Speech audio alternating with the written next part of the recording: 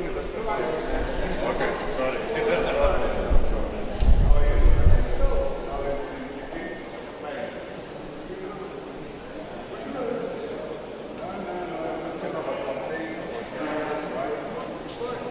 Just being there.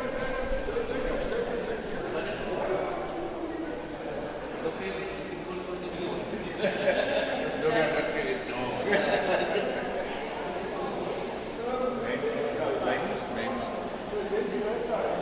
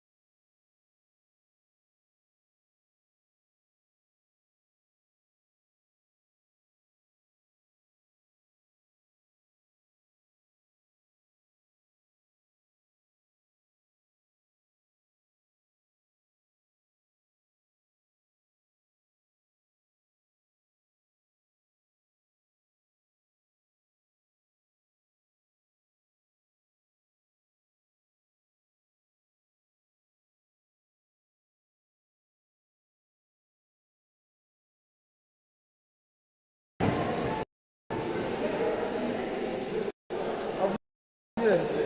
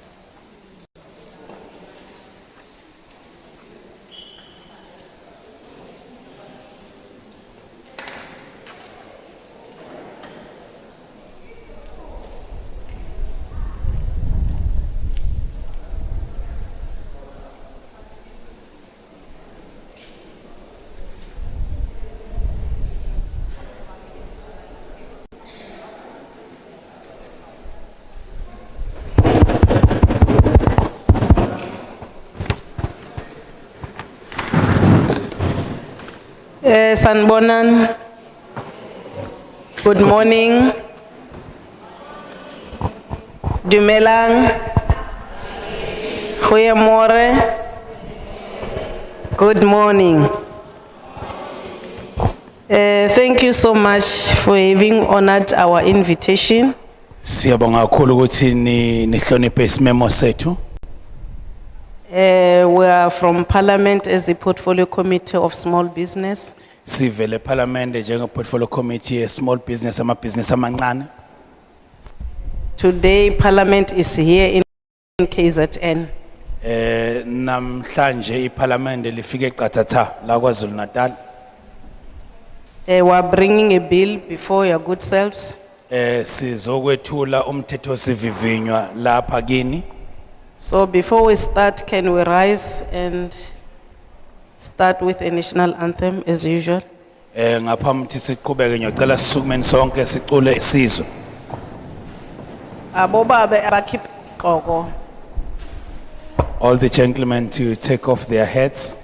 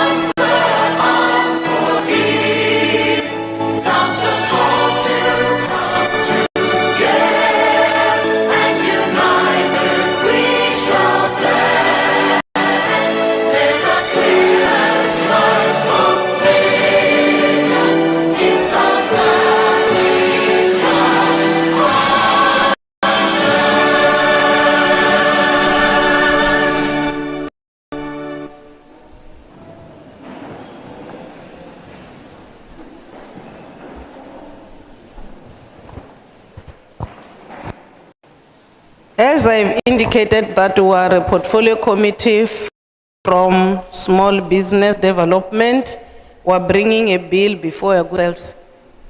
Njobe sengishilo ukuthi si portfolio committee ye small yo business abancane nothuthukiswa somabhizinisi abancane silethela umthetho sivivinyo kini. Our committee composed of 11 members. I-committee lethu ke linamalunga ayishumi 6 members from the ANC, abayi6 bavela kuKhongolose, 2 from the DA, ababili bavela kuDA, 1 from IFP, oyedwa uvela kuIFP, 1 from EFF, oyedwa uvela kuEFF, 1 from Elijah, oyedwa uvela kuAljama, and 1 from ATM. oyedwa uvela kuATM. So myself, I'm the chairperson, I'm Violet Suwele from Mpumalanga. Mina ngusihlalo ngumhlonishwa Violet Siwela ovela eMpumalanga province. I will now introduce my team. Ngizobe ke sengithula iteam engihamba nalo. So that you know who are before you, Nazi ukuthi obanika abaphambi kwenu namhlanje then we shall proceed with our program. bese siyaqhubeka ke nohlelo lethu. Greetings. Malami uLorraine Rubengo, My name is Lauren Rubengo. ngivela eLimpopo, I am from Limpopo. ngililungo lali committee. I'm a member of this portfolio committee. Ngiyabonga. Thank you.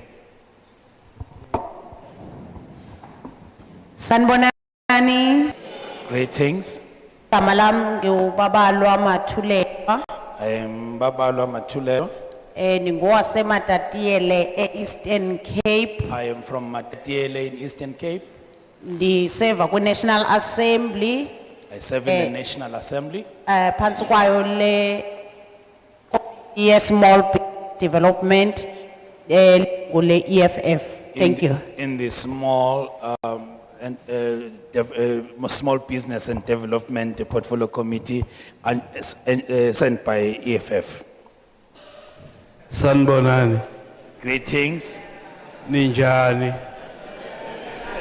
How are you? Igama lami nginguthokozane ngwakamyeni, My name is Thokozani Myeni. ngisuka eKZN, I am from KZN, eZululand. right here in Zululand. Nami ke ngiserve kule committee le small business ngiyabonga. I also serve in this small business portfolio committee.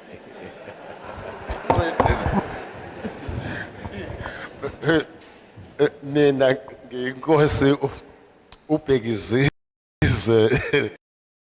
Luthuli. I am Inkosi Bhekizizwe Luthuli. Ngiqhamuka Ogwini. I am from Okwini. Ngilunga le committee. I am a member of this portfolio committee. Sanbonani, I greet you all. My name is Faiz Jabes. I'm also a member of this committee, and it's great to be here with you. Igama lami Jacobs ngiyilunga nami laleli committee ngiyabonga kakhulu. Salibonani, Greetings. Nene. How are you? Igama lami Haini April. I'm from Gauteng. And it's so good to be here in a case that we look forward. Igama labo April ngisuke Gauteng. Kumnandi ukuba lapha. Looking forward to listen to you. Thank you very much. Silambele kakhulu lokunilalela. I rush this. Go, Boki, go. Go, Boki, go. Go. Yeah, I'm a backup ganabo chiefs bazale move. And we wish the Proteas Yeah. a big success. Sifisela ukuthi iqembu lethu le cricket lingaphumelela. As South Africa asisha izandla ibuyile indebe ngamabhokobhoko. Clap your hands as South Africans. The World Cup came back to the country. And we are proud about our captain Usia. Siyaziqhenya kakhulu ngokapteni wethu Siya. Phambili Boki, phambili. Go Bhoke.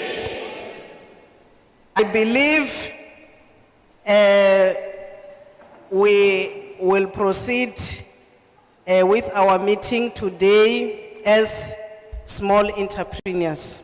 Sizoqhubeka ke namhlanje nomhlangano wethu njengosomabhizinisi abancane. We are from the National Assembly, which has got 400 members Sivela kwiParliament likazwelonke elinamalunga awu400. with different parties. Avela kumaqembu ezepolitiki ahlukahlukene. In the portfolio, we use issues of partisan.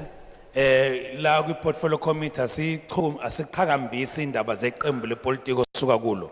We respect each other. Siyahloniphana. We are honorable members, Singamalunga ahloniphekileyo eParliament. regardless of our seats in parliament.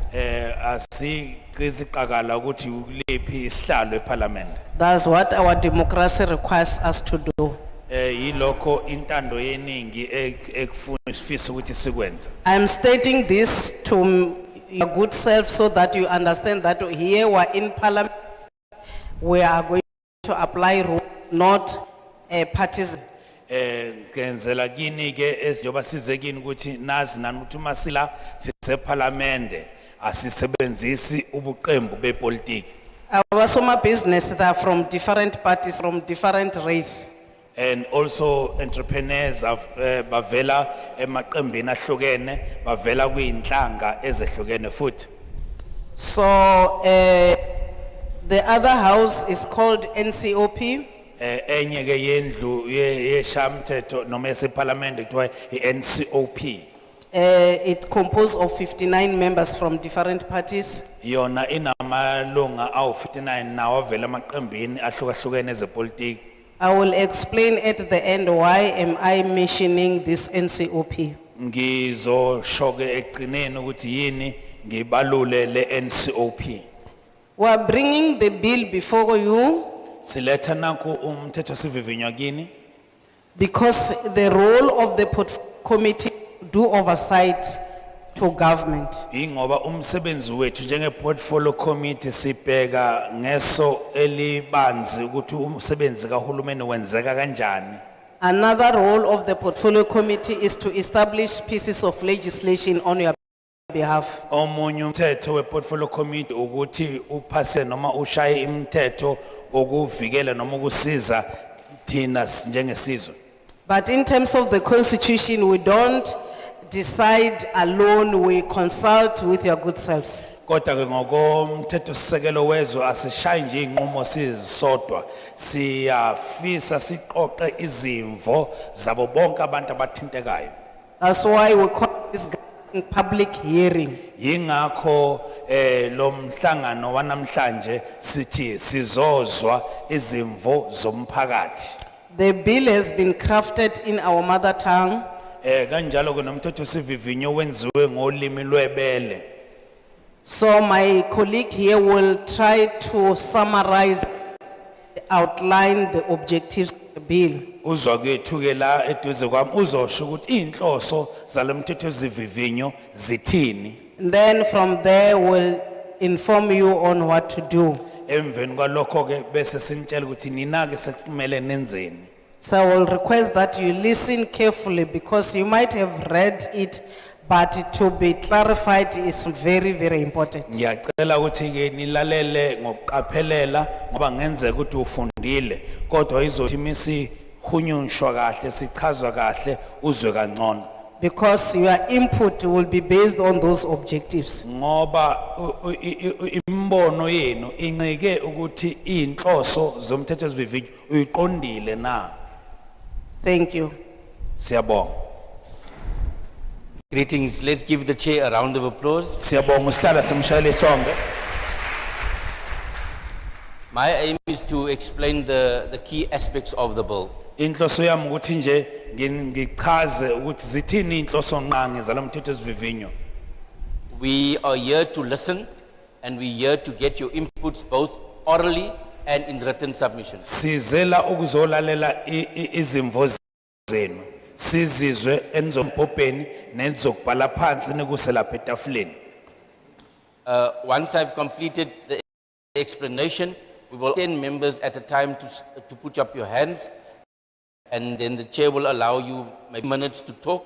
What we want is that you must say your name, your surname, the area or the organization that you come from, and if you support the bill or not, and the reasons for it. Uma sengiqedile ukusho inhloso zalamthetho zivivinyo zobe sesinikeza ithuba ke zothatha amaqoqo amagroup nga10 la khona ezonikeza ithuba ukuthi nize la empopeni nizosho. Uma uzwa la empopeni ulindele ukuthi usho igama nesibongo nokuthi uphumapi nokuthi uyimele noma khona inhlangano oyimele nokuthi ke uyawusekela na noma uyawuchitha lo mthetho sivivinyo.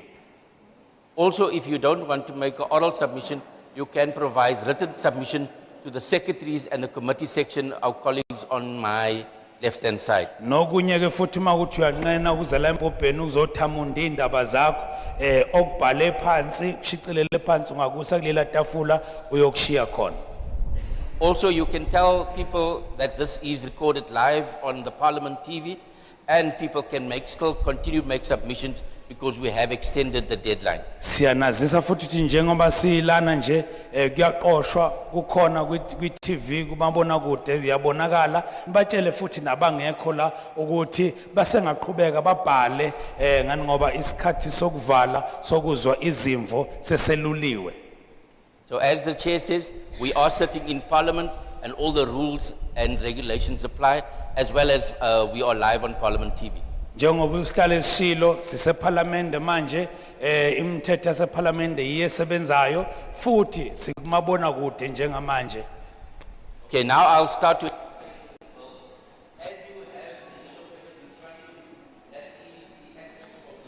Njengoba ninamaphepha aphuzi lapha ezandleni zenu ayachaza ke igatshana zalomthetho sivivinyo. the first aim of the bill is to ensure that we merge the three entities, the Cooperative Development Agency, CIFA, and CEDA into a one non. Inhloso ngange yomthetho sivivinyo uqiniseka ukuthi uyahlanganisa inhlaka zokuthuthukisa osomabhizinisi okuwusita no CDPA. The one-stop shop will help with Stokvel cooperatives, help with finance, grants and loans, and it will provide non-financial support, which is helping you with business plans, helping you with marketing. It will be a one-stop shop and small business will come together. Kuzoba ihhovisi elilodwa elihlanganisa lonke usizo losomabhizinisi abafufusayo noma abancane ngaba basizwa mhlambe ngemali imboleko noma ngemali abayiphiwayo okuthiwa ababhizinisi ngabe usizo lokubhala business plans konke ongesiyona imali lonke lelo sizo lungabi inhlakanhlaka kodwa lobe sehhovisi elilodwa. The new merged entity will provide better services to our people, easy access to application, and it will be decentralized, bringing government and the department closer to our people where the service is needed, especially in our townships and rural areas. Lokho kosiza kakhulu ukuthi abantu bakithi abanamabhizinisi abasafufusa bakhone ukufinyelela kalula bathole nosizo noma ikuphi indawo abakuzo noma emalokishini noma indawo zezabelo. The second aim of the bill is to establish a small business enterprise ombudsman that will champion, that will protect the rights and services for small businesses. Ingxenye yesibili lomthetho sivivinyo ukuvula iofisi likamvikeli noma ombudsman ozobe elwela amalungelo osomabhizinisi oni abazoletha ikhalazo noma kuphi ongabagculisi noma bangajabuli ngakho ebacindezela ukuthi baphumelele. The ombudsman will provide independent, fair, timely and cost-effective dispute resolution if the big business and government is not paying you on time or they are bullying you. Umvikeli lo uzobe engachile uzobe eletha isixazululo uma kunemibango noma kunezikhonondo noma ikuphi nje okuhlumeza isazament noma ukuhlukumeza osomabhizinisi abasebancane. Thirdly, the bill also has to provide a list of unfair practices that will be banned. Umthetho sivinyo futhi uveza ngokusobala ubalula ngokusobala ukuthi ikuphi okubalekile ukuthi okungamele kwenzeke noma kwenziwe kosomabhizinisi abasebancane. The bill will assert the rights and protect SMMEs and cooperatives. It will ensure that there will be free trade and transact freely, clear business contracts, reasonable payment time and interest if late payment is made, accountability from large enterprises as well as government entities, and also disclosure of relevant information. Izobisiza osomabhizinisi ukuthi bahwebe ngokukhuleka bakwazi futhi nokukhokhelwa nangesikhathi nokuthi konke nje abadinga ukuthi bakwenze umsebenzi wabo ukuze ube sesimeni bavikeleke phinde baqiniseke. Fifthly, the bill will provide new definitions. It will identify micro, small and medium enterprises and the categories for those. Ibill futhi umthetho sivivinyo uzophinda ucacisa ukuthi amabhizinisi amancane anjani kanjalo nasathuthuka nasemaphakathi nokuthuthuka bahlukaniseke kahle osomabhizinisi ukuze bezokhona ukuthola usizo olufanelekileyo.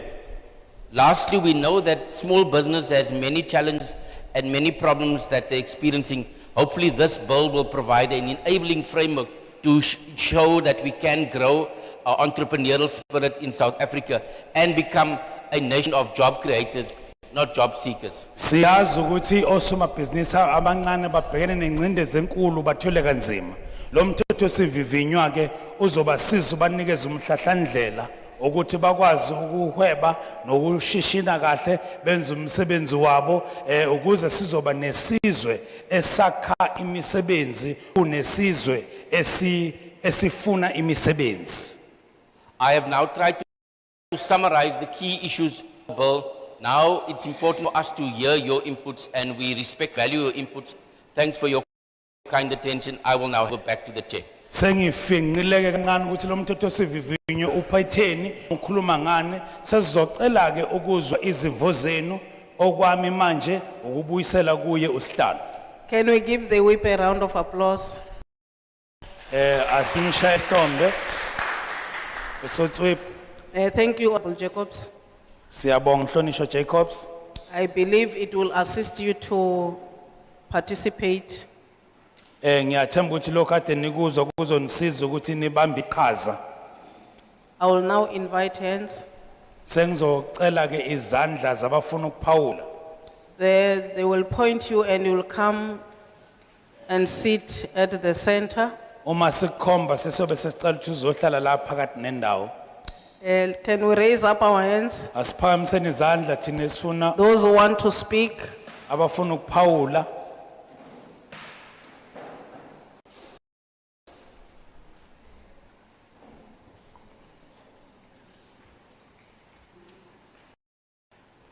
Baba, Isa, your hand was up. Okay, thank you.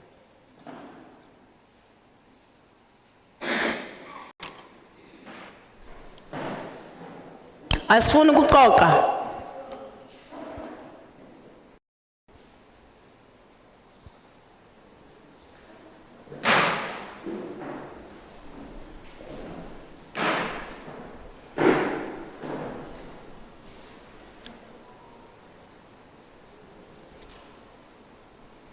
Which means we understand the bill, ne? Njoba singaphakama izandla kusho ukuthi siyawuqonda kahle umthetho osivivinywa sonke na. Do we understand the bill, the objectives of the bill? Siyayiqonda inhloso zalomthetho osivivinywa. If that is the case, can we raise up our hands to Asiwuqonda- indicate that we understood everything which was explained by Honorable Jacobs? Uma siqonda siphakamiseni izandla ukuthi hayi impela simzwile umhlonishwa Jacobs esichazela. Siphakamiseni izandla sonke. You can't be neutral, even God doesn't want neutral people. Asiphakamiseni izandla kukhombisa ukuthi siyizwile le bill le bayithulayo, and then I will tell you what to do. Let's all raise our hands just to show that we understood the proposed bill. Everybody participate. Thank you. But what is important is to come before the mic and say, I, Violet from Malanga, Ward 8, I send the bill and I accept the bill. Or maybe in the bill, I'm requesting that we add 1, 2, 3. And then you go and sit down. Sizonicela ukuthi kodwa ke niphamise izandla nizela usho igama lakho nesibongo nokuthi uphumaphi bese usho ukuthi uyayiqonda ibill umthetho osivivinywa futhi uyayisupport noma uthi ngiyawusekela impela lo mthetho osivivinywa kodwa ngicela kube nalolu ushintsho noma ngicela kunezezelwe ngalokhu nalokhu. Especially for record purposes. Ukuze sizoshicelela phansi ukuthi impela sifikile sanibona waphawula nawo. Thank you. Number 1. Siyabonga.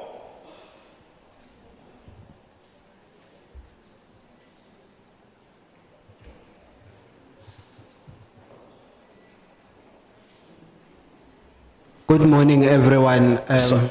Sanibonani nonke. It's an honor and a privilege. Thanks for having me here. I greet all the parliaments and I also greet the audience that have mingled to be the part of this committee meetings and stuff. Kuyintokozo ukuba lapha. Ngiyabonga kakhulu. Ngithanda ukubingelela kakhulu ngibonge neParliament ukuba lapha nokusinikeza leli thuba. My name is Sibusiso Dube. I'm from Kwambonambi, where Richards Bay Minerals is allocated. It's in our area. I'm one of the small SMME from Richards Bay. The concern I have. My name is Sibusiso Dube. Igama lami nguSibusiso Dube wakambonambi la kwakhiwe khona inkampani Richards Bay Minerals. Richards Bay Minerals. Nami ngomunye osomabhizinisi abancane basendaweni yakambonambi.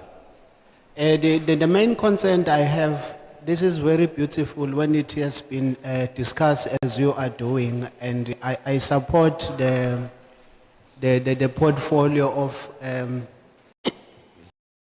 this bill we have, but I think in the point of view, there are some minor things that needs to be corrected according to the local SMMEs, KZN entirely. Ngiyayeseka kakhulu noma ngiyawaseka umthetho osivivinywa njengoba nolethile futhi ngicabanga ukuthi kuyinto enhle ukuthi nifike nizokhuluma nathi njengabosomabhizinisi abancane kodwa kukhona ukuthize engifisa ukuthi ngikuphawule ngayo.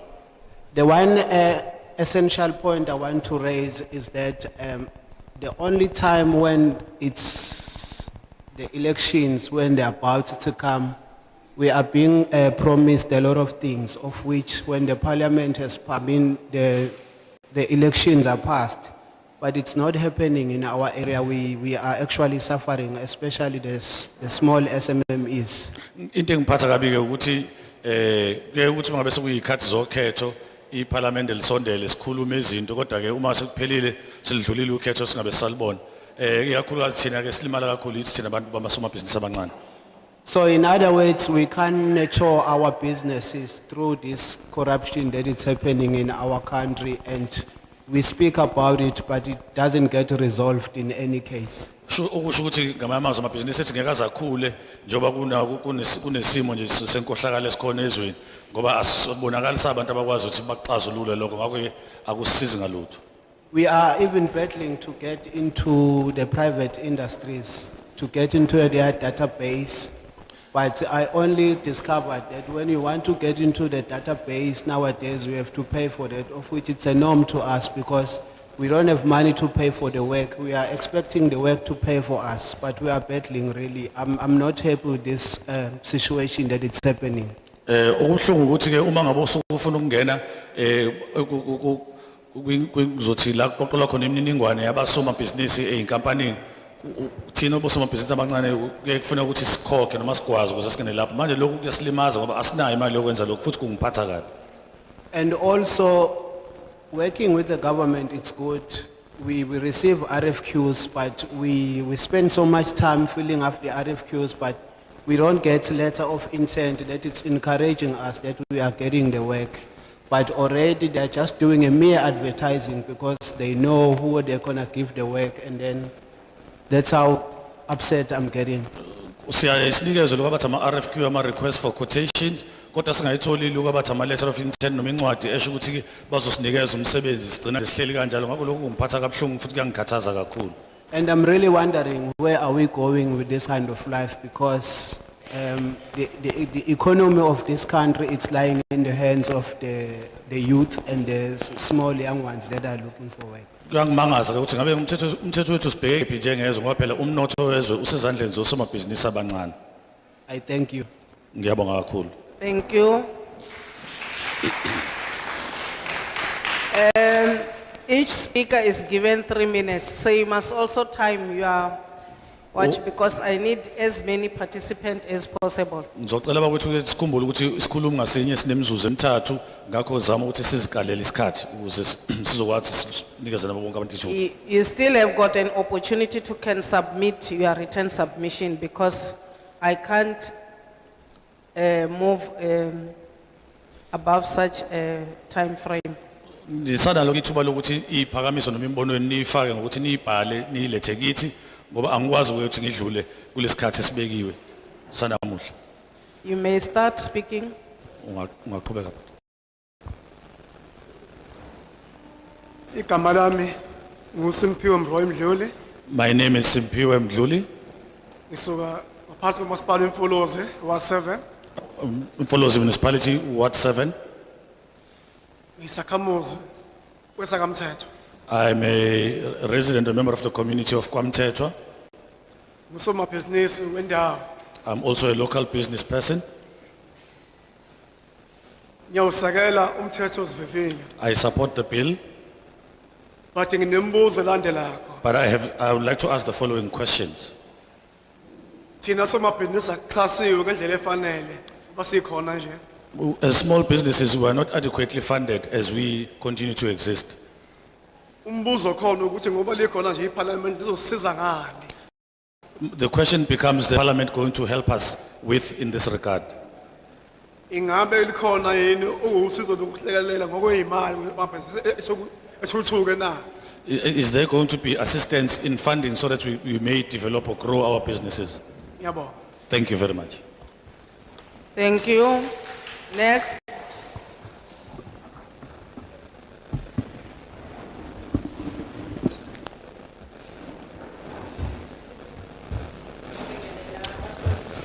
Greetings to the honorable members of parliament. And I would like to greet the community in the hall. My name is Zethu Ngobo from Ward 13. You may mention your name, we didn't hear you. Zethu Ngobo from Ward 13, 13 mabuyeni esikhawini Mabuyeni in Esekhawini. ngiyawusekela umthetho sivivinyo I support the bill, but inkinga esinayo thina somabhizinisi abancane mina ngivule icreshi sengineminyaka ewuna I support the bill, but the challenge I have as a small business person is that I run a crash. I've been running a crash for 9 years, but I've never received any funding or financial assistance. I do not have a formal structure for this crash. okubuhlungu ukuthi izinto asilethela izinto sigcwalise ama forms sihambise kodwa gcine ecile kanjalo sigcine singasizakali We do ukuthi bahlonishwa bethu bazosisiza injoba silana ngenhloso yokuzozizwa we do get requests for us to fill in paperwork forms, but we don't really get any results out of that. So I'm wondering if the honorable members that are here are going to be able to assist us to get this funding or get this assistance. siyathemba ukuthi desikwazi ukwakhe ingane ukuba nendawo eyishelter nabaza emdini I hope that we will be able to get assistance in terms of getting the structures built so that our children in the crash can have a proper shelter, and also for the parents to be assured that their children are well taken care of whilst they're at work. Thank you very much. Thank you. Next.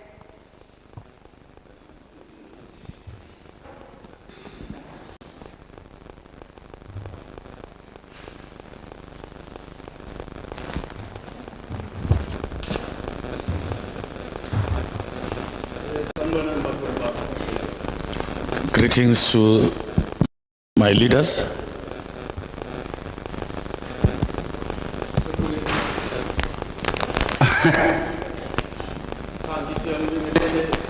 Parliament. I would like to greet the honorable parliamentarians. Igama lam nguSilwayi. My name is Silwa Impi. Silwa Impi, sorry. Impi. Yes, Silwayi Mkhize.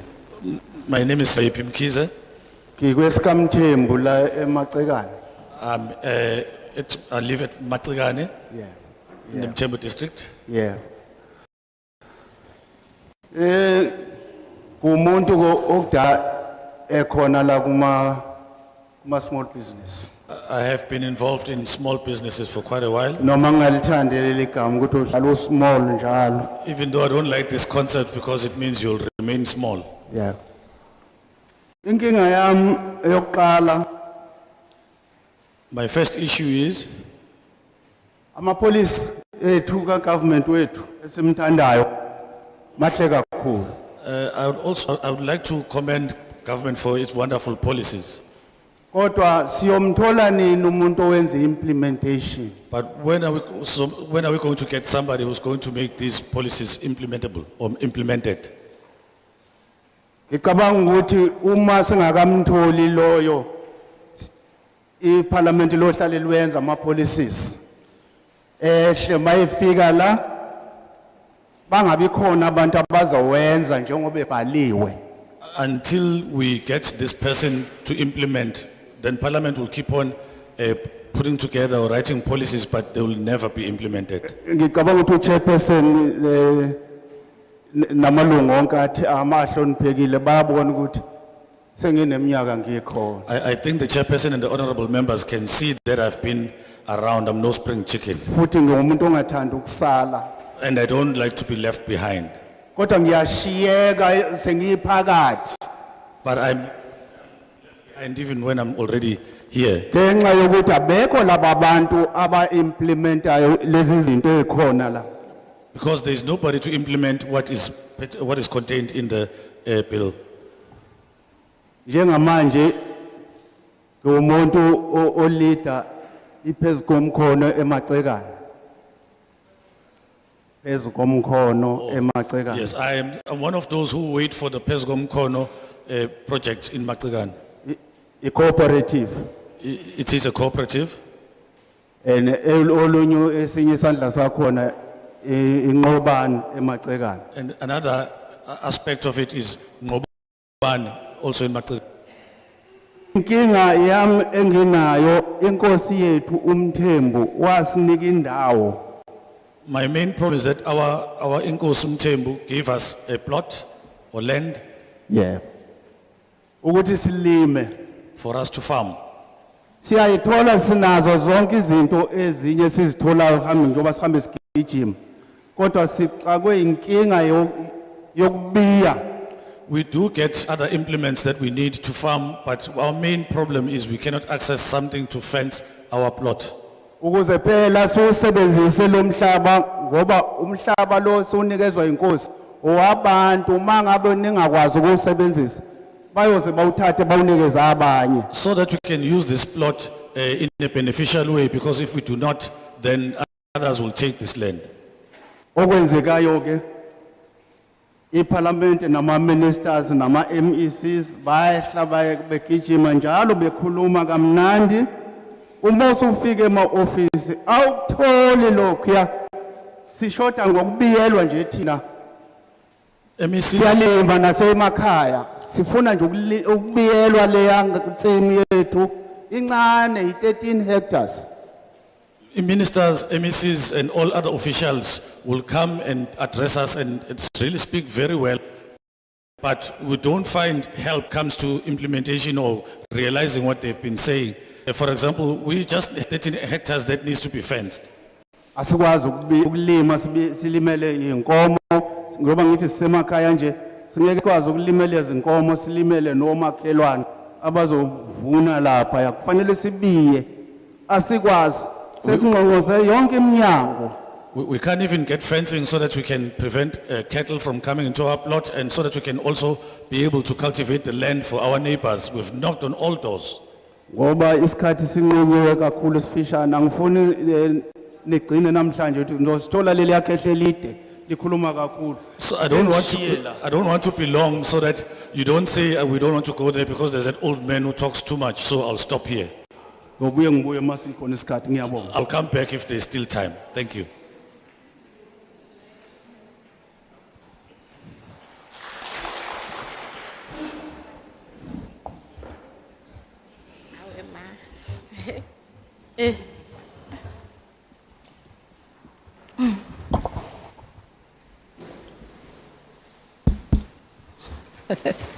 Sanbonani, Greetings. Parliamente kumuntu igama lami nguSikhonzile Ngwambuyazi ngamonga eWard 13 Greetings to the Portfolio Committee. My name is Konzi Wembuyazi from Ward 13, ngaphansi kwenkosi uDube. under Inkosi Dube. Ngiyawusekela kakhulu umthetho sivivinyo. I support the bill greatly. Lana njengosomabhizinisi omncane As a small business person, sibhekane nezingqinamba ezinkulu lapha yana ewadini njengoba sibhizi abanye bethu siyatshala abanye sinenkukhu senza ubuhlalo siyapheka so asinayo support esiphinde siyithole njengama small business kuleya ndawo. in our area we have a lot of challenges since we are small business people who do businesses like poultry farming, beadwork, catering and so on, and we don't get any support at all in our area. Engalitholeni kusizo bagcina befika abantu bethi bazosiza begcine singatholi usizo besayinise lawo ma documents lawo ke befike bezocheck indawo la khona esebenzela khona. The only thing that happens is people will come and give us forms to fill in and look at the places where we operate our businesses. Siphinde senze ne feeding scheme for ama children asuke esikoleni ekseni lawa angenaba abazali. We also do, or we also provide a feeding scheme for those children who are coming from poor households who are orphans. So besacela kakhulu uxhaso nisibheke singagcini ngokuthi size nje la sikhulume phambi kwenu sibeke izinto esisode ngazo bese kugcineni kwakho konke kungaphumeleli. We would appreciate any assistance from you so that it doesn't end just here where we come and present our issues and then nothing comes out of it. Ngiyabonga kakhulu. Thank you very much. Thank you. Next.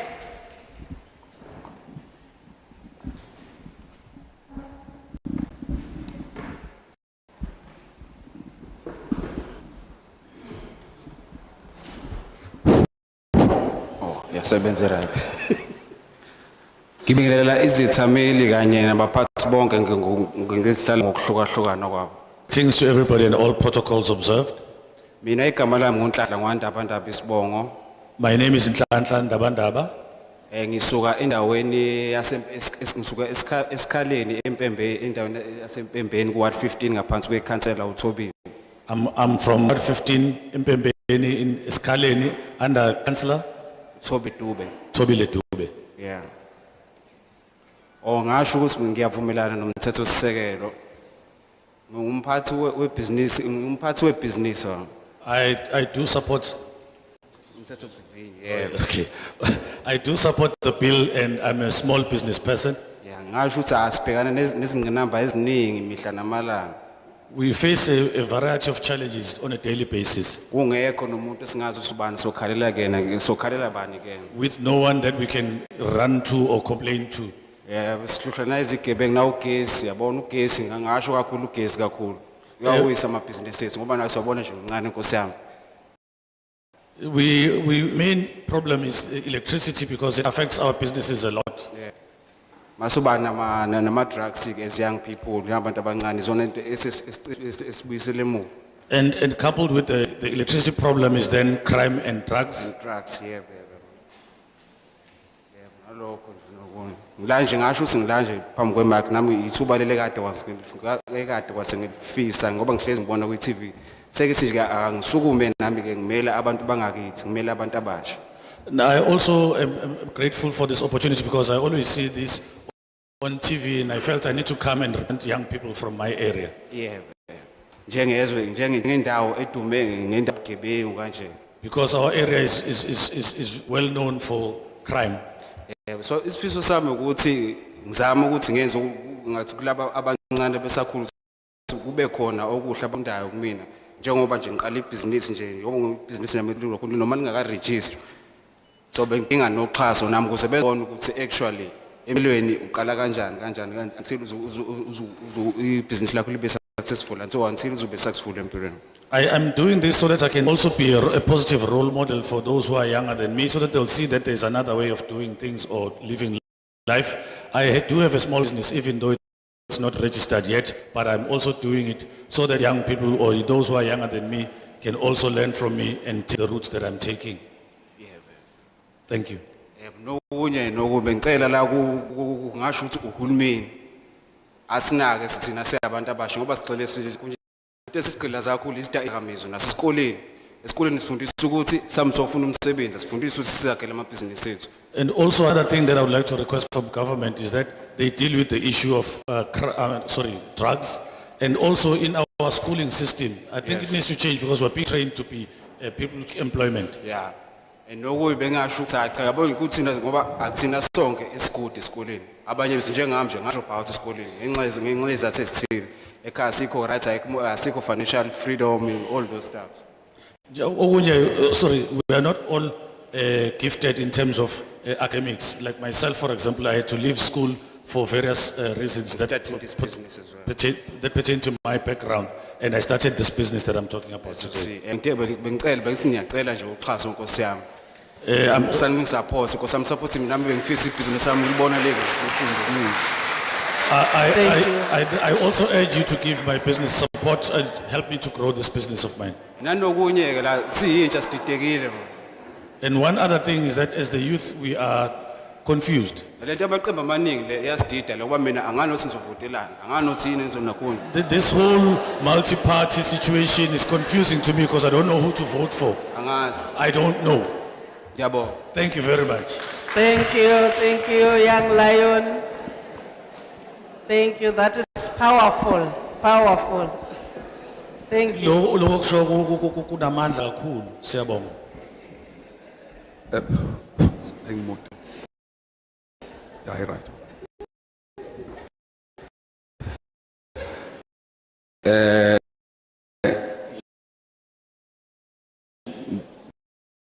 Ngibonga ithuba kumphathi uhlelo. Thank you, Program Director, Chair. Ngibingelela iphathi mandla ephambi. I would like to greet all the officials or honorable members in front of us. Ngicabanga ukuthi ona la. And greet the community that is here, which is representative of all the districts here. Malami nguthula Sizwe Mhlongo. My name ngihlala eMandlanzini Ward 4. My name is Mhlongo. I'm from Mandlanzini, Ward 4. I agree with the bill. Ngiyaseka umthethosivivinywa. Yeah, ngicabanga ukuthi lolu hlelo oluzosiza kakuthina njengosomabhizinisi abancane. I think this is a program that will help us a lot or assist us a lot as small businesses. Yes, kodwa nginesikhalazo futhi sokuthi nakho senifika la kuzoqala khona ukuvota okusijwayelekile ukwenzeka. My only cause that Parliament is coming to us when it's nearing election time is something that has become too common. Yeah, kodwa ngiyathemba kakhulu ngicabanga ukuthi kuya kweni la ngizele ukuzosiza umphakathi wonke okhona ohluphekile la phakathi. But I trust this process because I know you have come here to assist the community. Yes, futhi bengizophinda ngicela ukuthi ningagcini bika niphinde futhi niqhubeke nifike so that sizosizakala singagcini ngokugcwalisa amaphepha kuphela singakwazi ukusizakala. I would also like to request you to continue visiting us regularly so that we don't end up just filling forms and then nothing happens. Singajabula kakhulu uma ningasisiza ukuthi silekeleleke singosomabhizinisi abancane. Ngiyabonga. I would really appreciate it if we can be assisted as small businesses. Thank you very much. Thank you. Next.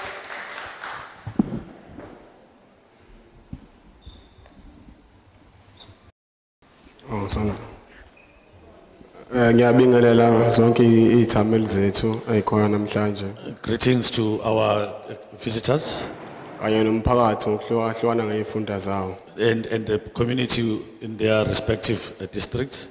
Lo khulumayo Sandile Manana eMandlanzini. My name is Sandile Manana from Mandlanzini, Phansi kwenkosi uMthiyane. under Inkosi Mthiane. Ngiyahambisana nomthethosivivinyo. I support the bill. Ngibona ukuthi uzosiza kakhulu if uzohlanganisa uSifa noSida. I think it will be very useful because it's going to combine or amalgamate SIFA and SIDA. Ngoba kulula ukuthi ulivule kodwa uxhaso akwazi ukulithola kalula. Kodwa ngibona ukuthi mase kuhlangene ngokubili kuzoba lula kakhulu ukuthi sisizakale sonke. Because it's easy to open a business, don't get any support. So I think with this combination, we'll be able to be assisted.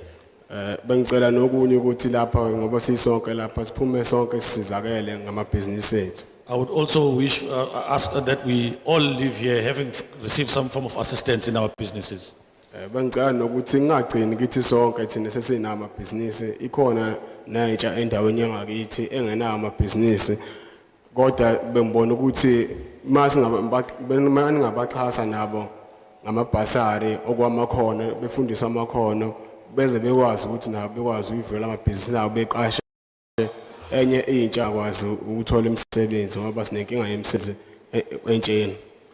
Also in our area, it's not just, it shouldn't only end with us as small businesses, but young people or the youth in particular should be also taught skills so that they can use those skills to then start their own business. Because in our area, there is a huge challenge of employment and they can be a solution in terms of using their skills to start their own businesses and employ people.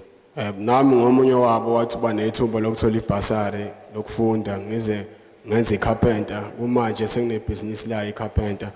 Uyisicelo sami ngiyacela ukuba nami nginikwe ngithola ithuba le-funding ukuze ngikwazi ukusupporteka ngamathuluzi ukuthi ngiqale kahle ibhizinisi lami ngokufaneleke. I'm one of those who benefited from skills development because I got a bursary and I was trained as a carpenter, and I started a business of doing carpentry, but I still need assistance also in terms of accessing funding. Ngiyabonga kakhulu ke ihambeleni zethu ngicela singagcini ke manje. Thank you to the committee and I hope they don't end here. They realize the process of us getting the funding that we require. Thank you. Thank you. Asibashayeleni izandla. As I've indicated that buya uzoyifakaza lento yakho la kumbhobho ukuthi uyayisekela le bill. I need another round of people. Njobe ngishilo ukuthi kuzosiza ukuthi nize la phambili nizokhuluma ukuthi niyawuseka nomthetho sivivinyo ngakho ngisadinga ke abanye futhi abazoza bazokhuluma.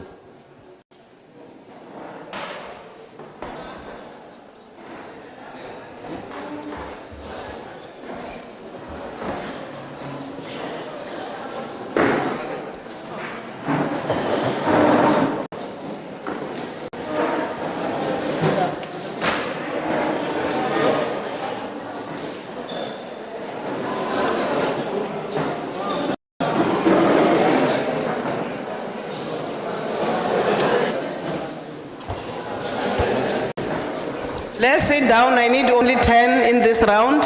Let's sit down. Sihlale phansi ngizodinga nje ishumi kuphela kwamanje. We're doing very, very well in terms of time. If we can proceed in that fashion. Ayi we'll have more ngisayiphethe kahle participants. kakhulu nenza kahle kakhulu ngesikhathi asiqhubekeni ngalowo moya. Number one. Owokuqala Siyabingelela sihlalo. Sicela ukukhuluma isiZulu ngoba uma uphethwe yipoverty nesingisi siyanqamuka silahleka. Greetings, Chair. I'll speak mother tongue because when you're dealing with poverty, you lose English. Siyabonga igama siyabonga mbanjwa Ward 15 eSkhawini. I am Siyabonga Mbanja, Ward 15 eSkhawini. Well, I will say I second the bill. Ngisho ngingasho ukuthi nami ngiyayisupport ibill, but to be honest angangeni kuyona mhlambe hlala ngiyibuke kahle ukuthi ithini. But I've seen abafowethu bathi bayisupport futhi bayibukile nami ke ngalo line ngiyayiseka ibill le okukhulunywa ngayo. I support the bill, even though if I may be honest, I have not actually thoroughly interrogated it, but I hear the majority saying they support, so I'll also go ahead and say I support it. Kumalunga eParliament akuwona umhlangano oqala lo ama portfolio ahlukene efika. Lastly kwakukhona iportfolio eyikhuluma ngeland, ibill eyikhuluma ngomhlaba nayo futhi bafika abantu bafika bayisupport ibill. I think ayidlula khona kuma portfolios lapha eParliament nalivala icala yavala incwadi kwa right. Namhlanje ibill yama SMMEs. Well, to the members of Parliament ahead, this is not the first time we get a visit from the Portfolio Committee. We've had numerous of them. One that comes to mind is the one that was talking about the land appropriation or expropriation. People came in numbers, they contributed, went back to parliament. I think parliamentary processes took place, and now Then emva kwalokho sihlalo ngaphambili. But kulesi zokwazi ukuthi sivume. Because it's still direct in SMMEs. this one will be able to contribute meaningfully, Chair, because SMMEs it's our daily bread. It touches us directly. Bengicabanga ukuthi bekubalekile ukuthi iParliament before lizophasisa ibill lifike midterm lizo review le yakade ikhona ukuthi silekelele kangakanani before iziqhamuka idraft le khona. My suggestion was that Parliament should have come to check or to update us on the previous contributions that we submitted. That what are the is there any progress there before you table another one to us? Because into yama SMMEs challenge more especially more soma business. Most of us, njoba sithi soma business, asibona soma business. Ukuthi sinama CK kuphela. The issue of SMMEs is a big challenge to us because most of us in here, we profess to be business owners or entrepreneurs. In the true sense of the word, we're businesses except for the CK documents that we have. Now, Salo, kunama institutions ka government akhona abekiwe ukusiza osoma business. Ngingabala ithala, ngibale youth, I don't know, le abantu abasha, le youth. Qala ngayigcinisa umsobomvu youth, ngicathi siyashintshwa manje, khona la isibizwa ngakho. Ngibale nebhank elibekwe ugovernment ukuthi lilekelele osoma business. But nalo leli bank leli asinayo information asizakala kulona masifuna ukuyosizakala. There is various government agencies which are created to assist emerging businesses. But all those, starting from Itala Bank, another agency that was used to be called Umsobomvu, I think it has changed its name, but it used to develop and assist young business owners. All those are there without any intervention to us. Now, bengizocela ke sihlalo sengoqa nakuthiwa ngigoqa. Ngimote because the opportunity ifika once in 5 years. So bengithi I will be able ukuthi ngikhulume konke engibona sengathi ngangilekelela njenga SMME. But ke sengigoqa bengizocela ukuthi kuyenzeka sithola ama appointment letters. Njengoba sengishilo ukuthi most of us have CKs here.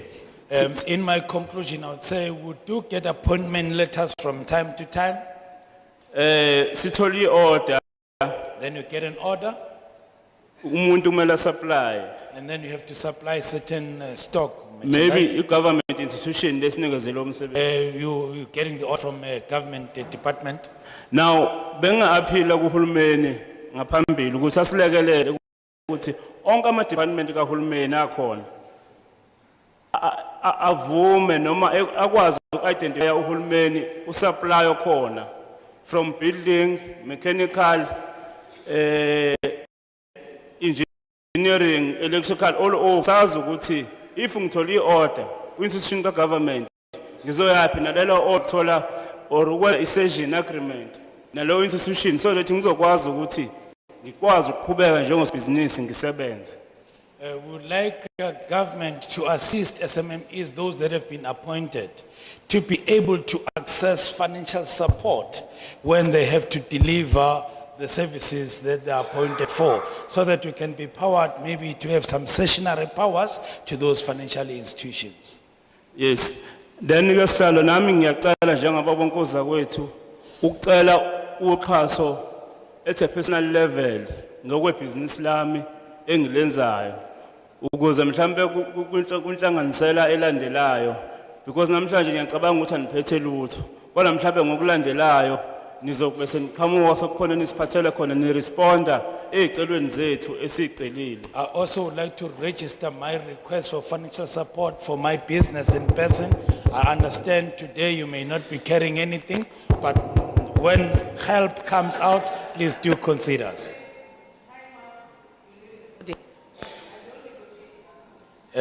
Isikhathi sikuphelele mhlonishwa asinga Uma ungaqedanga kusho izimvo zakho nanti itafula lapha Because if I can Okay, Sal. give you almost 8 minutes.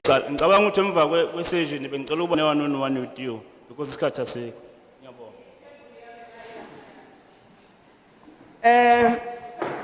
I want to emphasize issue of time. Let us assist each other. asisizane We all want to participate. sonke sifuna ukuba ingxenye yomhlangano. We appreciate those contributions. That's why we are here. Siyakudinga konke izimvo zenu kodwa ke But asibambisise isikhathi. let's respect time. Asihlonipheni isikhathi bafethu. SIFA and SEDA is outside. Those who have got concerns, there is a lady who mentioned the issue of crash that you have got 9 years. As long as you've been applying, SEDA is out, SEDA and SIFA. Our officials are outside. Go there and talk to them because we would like to make some follow-ups. Usifa no sita ukhona ikhulu zakhona abasebenzi bakhona njengalo ade khuluma ukuthi une crash akaza thola usizo phuthuma uyobabona ngoba sifisa ukulandelela ukuthi uyalithola na usizo. Thank you. Olandelayo siyabonga. Ngifisa ukubingelela uhlalo wekomiti nekomiti lonke. I'd like to greet the chair and the committee Nosomabhizinisi bonke abasendlini. and all the entrepreneurs in the building. Ngulindani wakwamkhwanazi oqhamuka airport. Buzz. Those who haven't participated, could you please sit down? Only those who have participated and register her name and a query to SEDA. We need you inside the house, please. We'll do that after the session. Abangakaphawuli cela bangaphumi bahlale phansi abangayobona abantu bakasida ngaphandle lapho sebephawulile siyayidinga izimvo zenu masingaphumi so bambona abantu bakasida ngaphandle masesiqedile. Igama ulindani wamkhwanazi from Ward 18 Lindani esikhaleni. Mkhwanazi from White 18 esikhaleni. Cha kwami kufishane. Mine is short. Ngiqhamuka endaweni enabantu abasha abanephupho elikhulu lokwenza amabhizinisi abawenzayo. I hail from an area with full of young people who are hopeful or who intend to do business, and many have already started doing business. Ingxaki enkulu uxhaso alukho. The biggest problem is there is no financial help. Sithi noma sizama ke ubhidlike endleleni singazi ukuthi soshona ngaphi. Whatever we try to build get destroyed as we go along and we don't know where to go. Mhlawumbe nje umzekelo ngomunye osomabhizinisi ofuya izinkukhu lezi ezibizwa ngolamthuthu. For an example, I do poultry farming. Oseke wahanjelwa izinkukhu emhlabeni mhlawumbe ezilinganiselwa kwa150. About 150 of my chicken died. So usizo silitholanga kufanele ngiqale kabusha phansi. There was no help from nowhere. I had to start afresh. Ingxaki enkulu kunakho konke ukuthi osomabhizinisi bafike ama CK.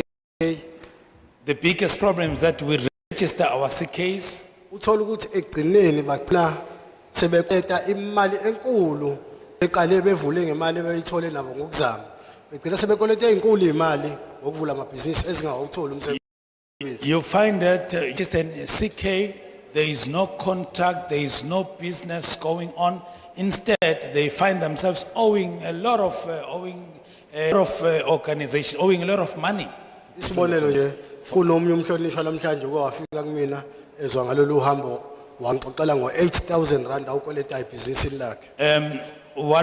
For an example, this morning, one of my colleagues who registered a business, he came to tell me he owes about 8,000 rand from the business that he registered that never got any contract from nowhere. Sasibeke umuntu ngathi umthetho noma enga ewuzwe nje kancane sithi ke siyawumukela umthetho.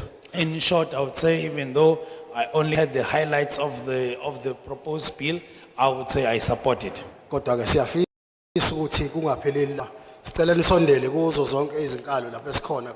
However, we do wish that you may not end here, but try to reach us wherever we are.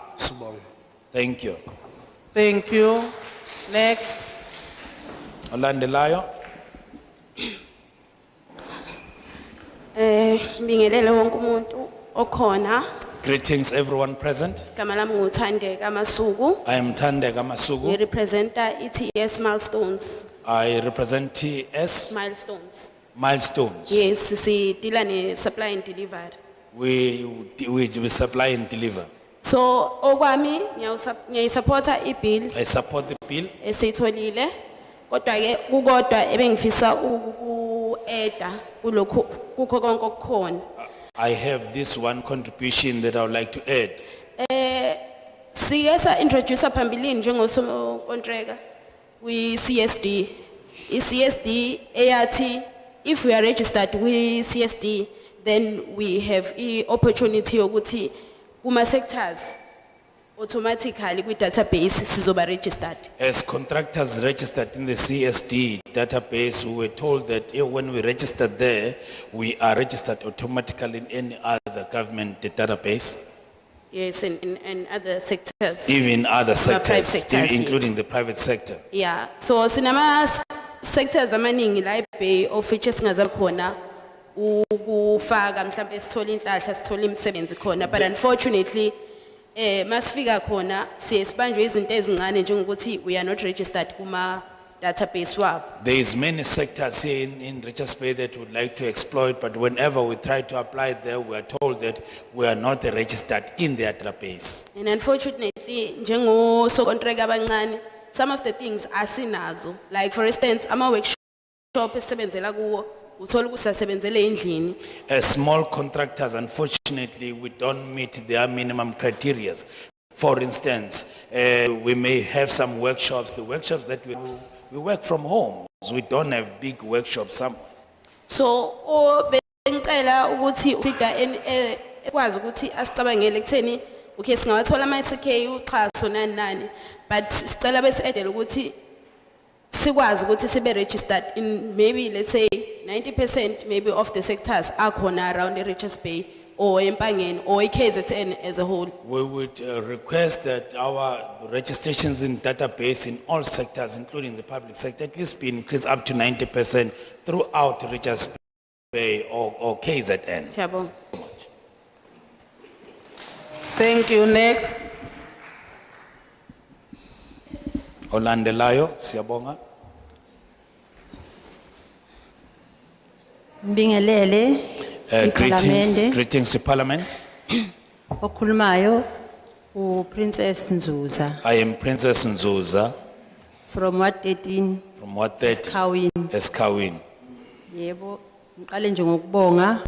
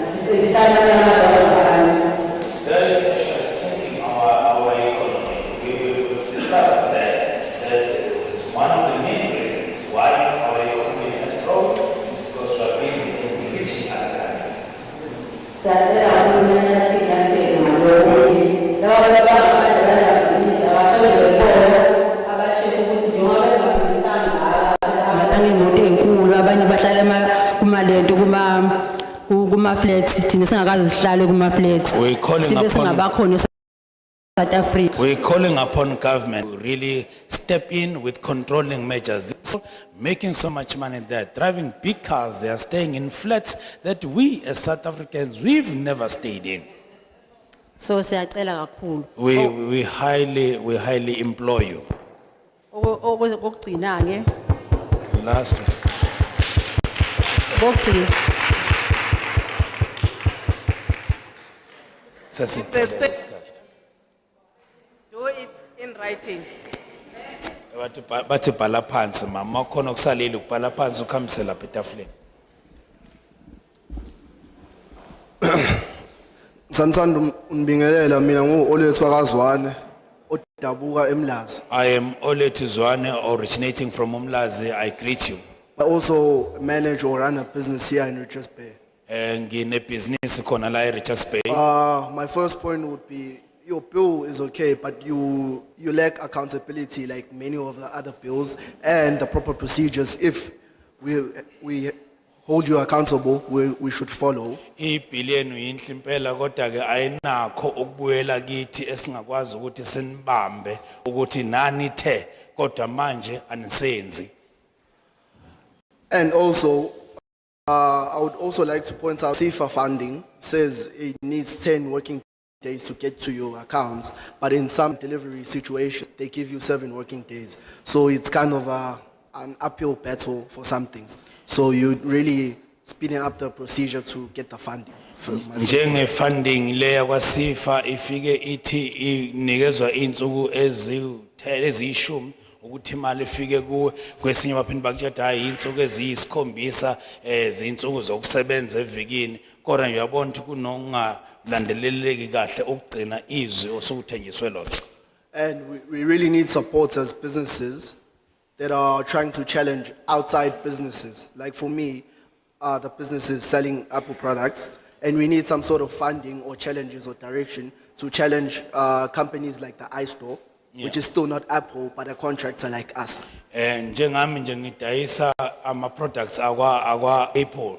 So sidinga ukuthi sinisize ukuthi sikwazi ukuchallenge abantu ukunikeza inselelo kuma business enza umsebenzi ofana na njengesitolo nje sokwa Apple naso sadayisa nje nathi njengoba sidayisa fanele sikwazi ukuthi balawuleke nabo ukuthi sincintisana kanjani ngendlela emukelekile.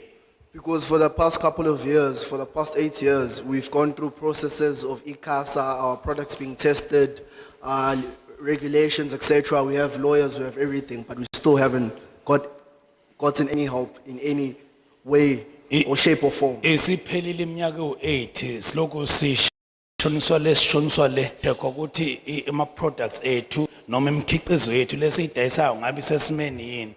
Lokhu siswa nale ayiphumi isinqumo ukuthi siqhubeke nathi siwebe ngokukhululekile. But we also need guidance in terms of we have 5 branches across South Africa, but in some things in terms of admin and management, we are not well versatized. So we also need that type of funding. Siyadinga nathi usizo sinamagatsha amahlanu kwiSouth Africa yonke kodwa yabona ezinye izinto zethu ukuthi ziyashota lapha nalapha ya ekuphatheni nokuthuthukiseni ibhizinisi bese ngalijabulela lolo sizo. Thank you. Next. Siyabonga olandelayo.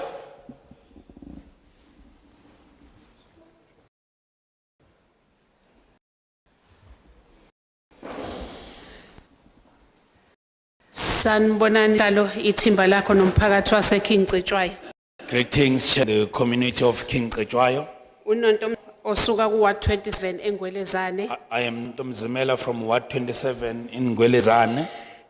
Ilunga ke leClans of Farming siproducer ukudla ngiphinde futhi ngibe ukalo weward kumhlathuze local. Iward ke is Women in Agriculture and Rural Development. I come from Clans of Farming. Clans of Farming, and I'm also a member of the ward committee. Person we ward, ward as in women in agriculture and rural development. Or I'm a chairperson of a ward of which stands for women in agriculture and rural development. Yeah. Sibonga ukuthi initially ikhingcetshwayo yayingafakiwe ukuthi kuzoza public participation.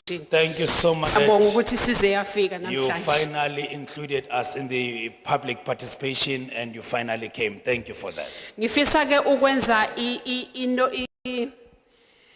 ngifisa ukwenza i-contribution nje ethi usida siyabonga ukuthi ukhona uyi-agency e-right kodwa i-publicity yakhe incane akafikeleli kahle kubantu. I would like to comment on SETA. SETA is a very good agency, but there is not enough publicity. How to locate them?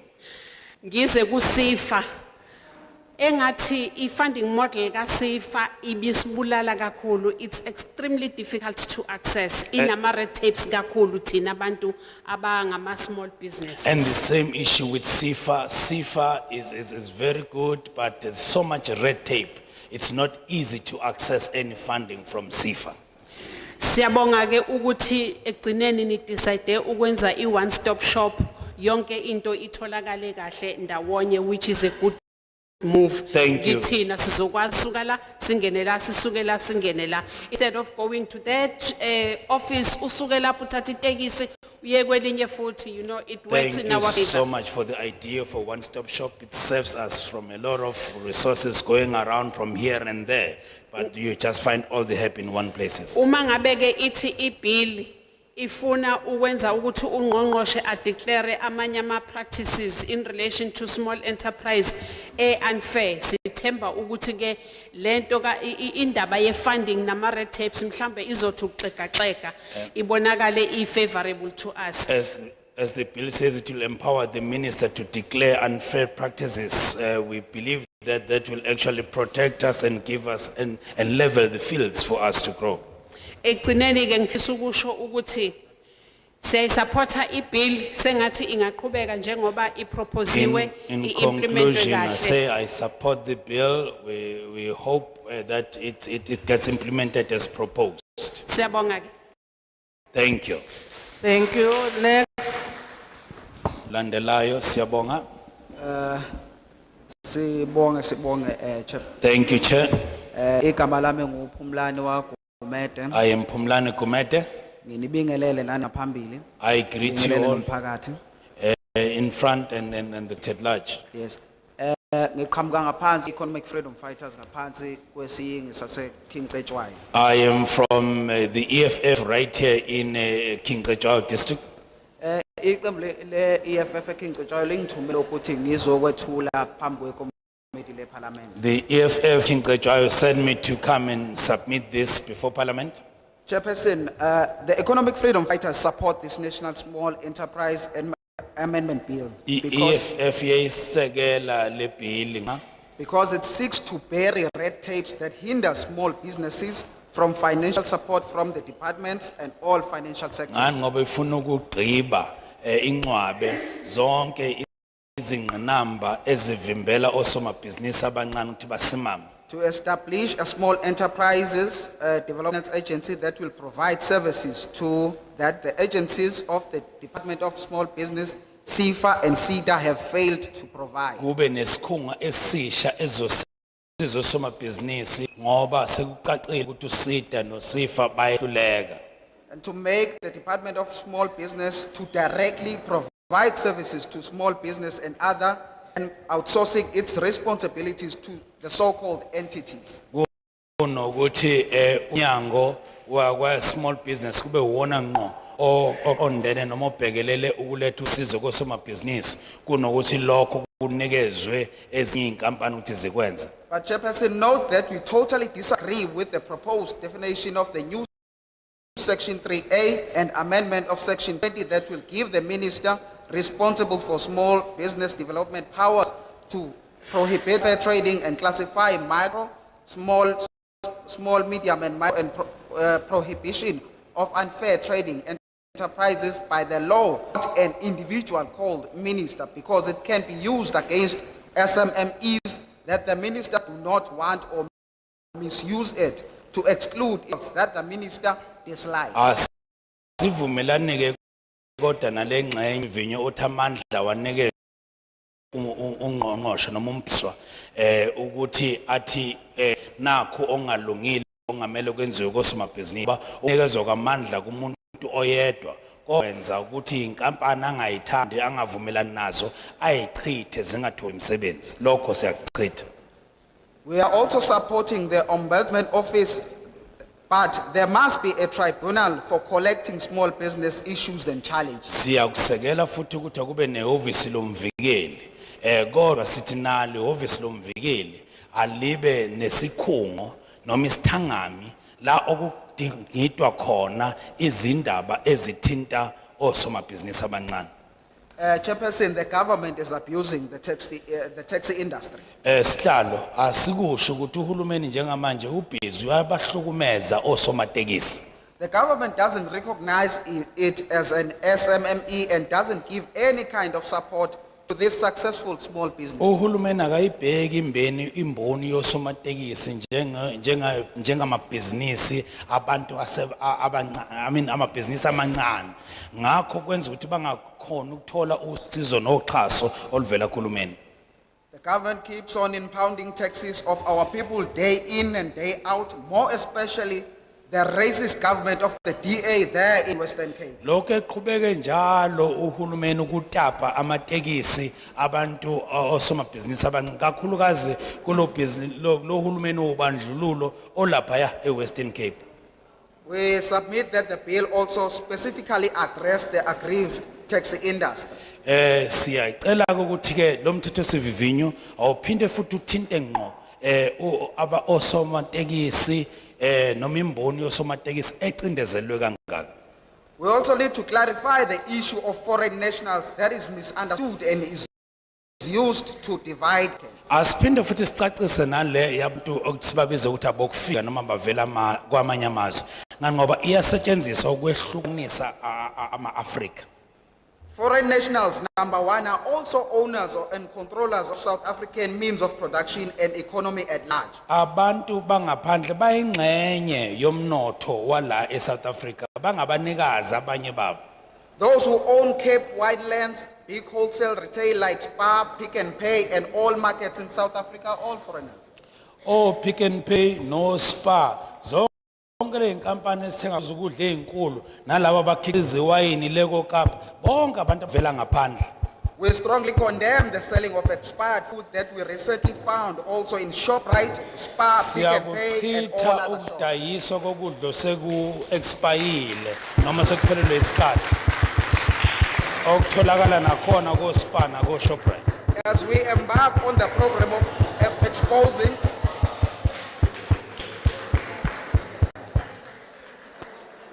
I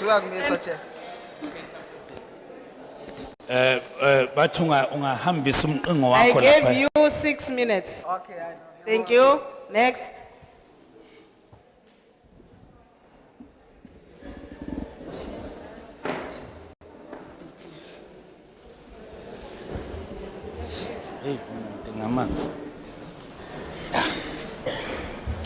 Ngiyabingelela kubaholi bethu abathe basibona sibalekile kulolu sula namhlanje Greetings. abancane. Greetings to our leadership who saw us worthy today to be visited as small businesses. Ngibelele nako somabhizinisi abancane kusasa abazoba ngosomabhizinisi abakhulu. Greetings to small businesses who will tomorrow be big business. Okwami enginakho akukuningi kakhulu kuphela nje ngiyavumelana nebill okokuqala. Mine is not too much. First, I would like to register that I support the bill. Kwesibili ngibonge nje kwibill yethu ukuhlanganisela uSida kanye noSifa. And I would like to appreciate the amalgamation of SIFA and SIDA. Umbuzo owami nginawo kakhulu ukuthi singosomabhizinisi abancane kuba nzima kuthina ukuthola ifunding, although unayo le idea yokwenza ibhizinisi ulibona futhi ibhizinisi lakho ukuthi lingaya phambili, kodwa uma sifika kuma office enu kulabantu enisilethela kubona usizo asikwazi ukuthola usizo. My question that I would like to register is that even though you can see clearly, you have a perfect vision of the growth of your business, you know what needs to be done. When we go to your offices, your officials there, we are not really helpful. Ukunalokho yazi uthi ufika une idea business or usuregister unali business uyaqhubeka uyasebenza kodwa ibusiness lakho uyalibona ukuthi lidinga uxhaso noma usizo ukuze lube neprogress bezokutshela ukuthi yazi ukuthi into ezokusiza ukuthi uvule i-co-op. You know, you run a business, you can see that your business is growing, but it can actually go in a big way. You go there for help. When you ask for help, the next thing they will tell you is that no, you should be registering a co-op.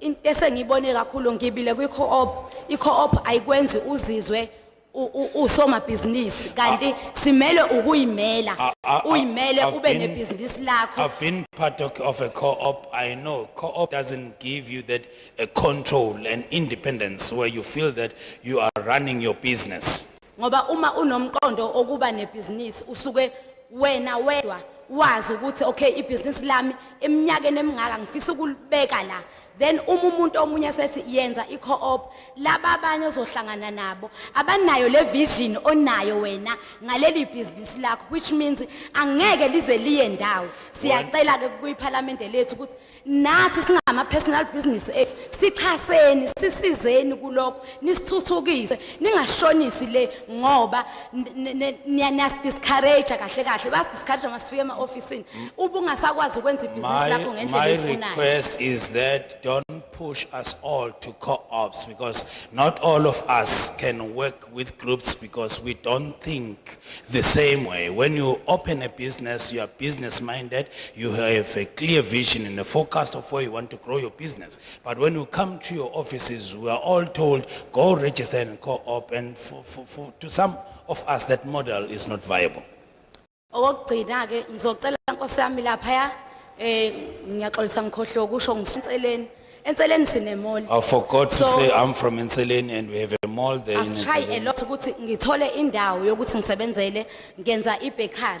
I run a bakery. Uma uthi uyafika lapha bathi rent imali engaka kodwa uyaqala nokuzokwenza uzoyithathaphi imali engaka. The rental spaces in these malls in our local areas is ridiculous. It's not actually conducive for us to run business. As youth ngiyacela Nkosi yami ukuthi nathi nisisize. As young Uma people nibeka also do imithetho yenu assist us. nathi nisibali ukuthi When okay you iyouth pass ayinayo laws- imali kodwa izoqala nayo isebenze ngelinye ilanga izoba ngaka, then nisikhulise nathi siyafisa ukukhula njengosomabhizinisi nani nize phakathi kwethu ngenxa ukuthi niyasithe ukuthi ngelinye ilanga khona esizokwenza bese ngelinye ilanga siyanibonga sithi siyakubonga ukufika kwenu phakathi kwethu kwasisiza lana nalana ngiyabonga. Whenever you pass laws, please be considerate to young people because they are the future of the economy of this country. So that in the future you may be able to appreciate that yes, you came to us and this is what we achieved. Thank you. Thank you. Next. Olandelayo.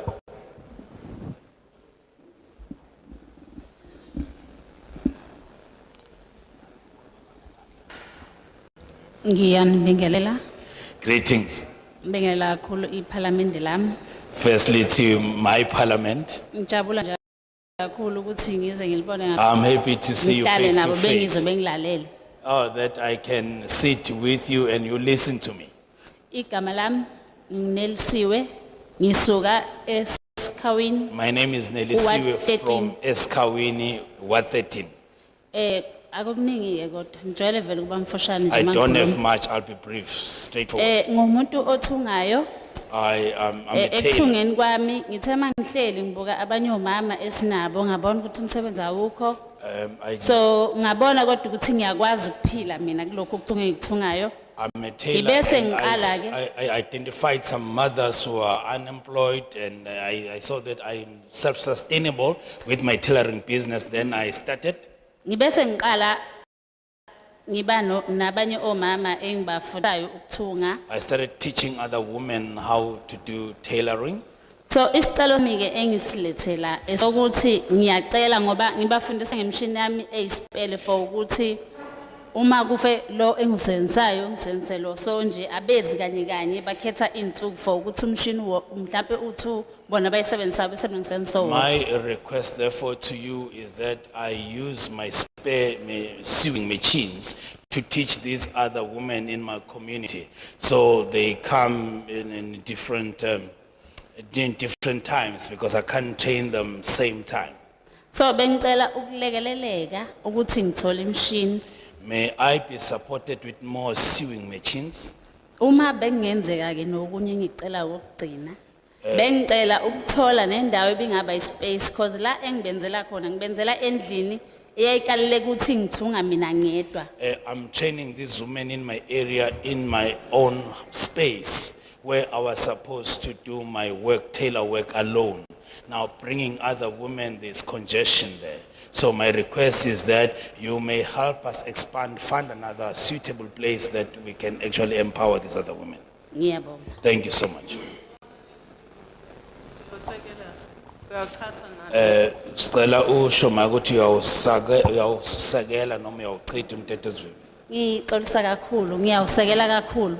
Esinye sezathu esingenza ukuthi ngize la futhi ngikwazi ukuzokhuluma ngibe phambili ngokuthi uma ngingawusekelanga phela ngokuchitha ngingikwazi ukusupporteka. I support the Ngiyabonga kakhulu, proposed bill. ngiyawusupport. The reason why I came. Thank you. Ngishilo ngithi Nelsiwe, we do have Sifa, the offices go there.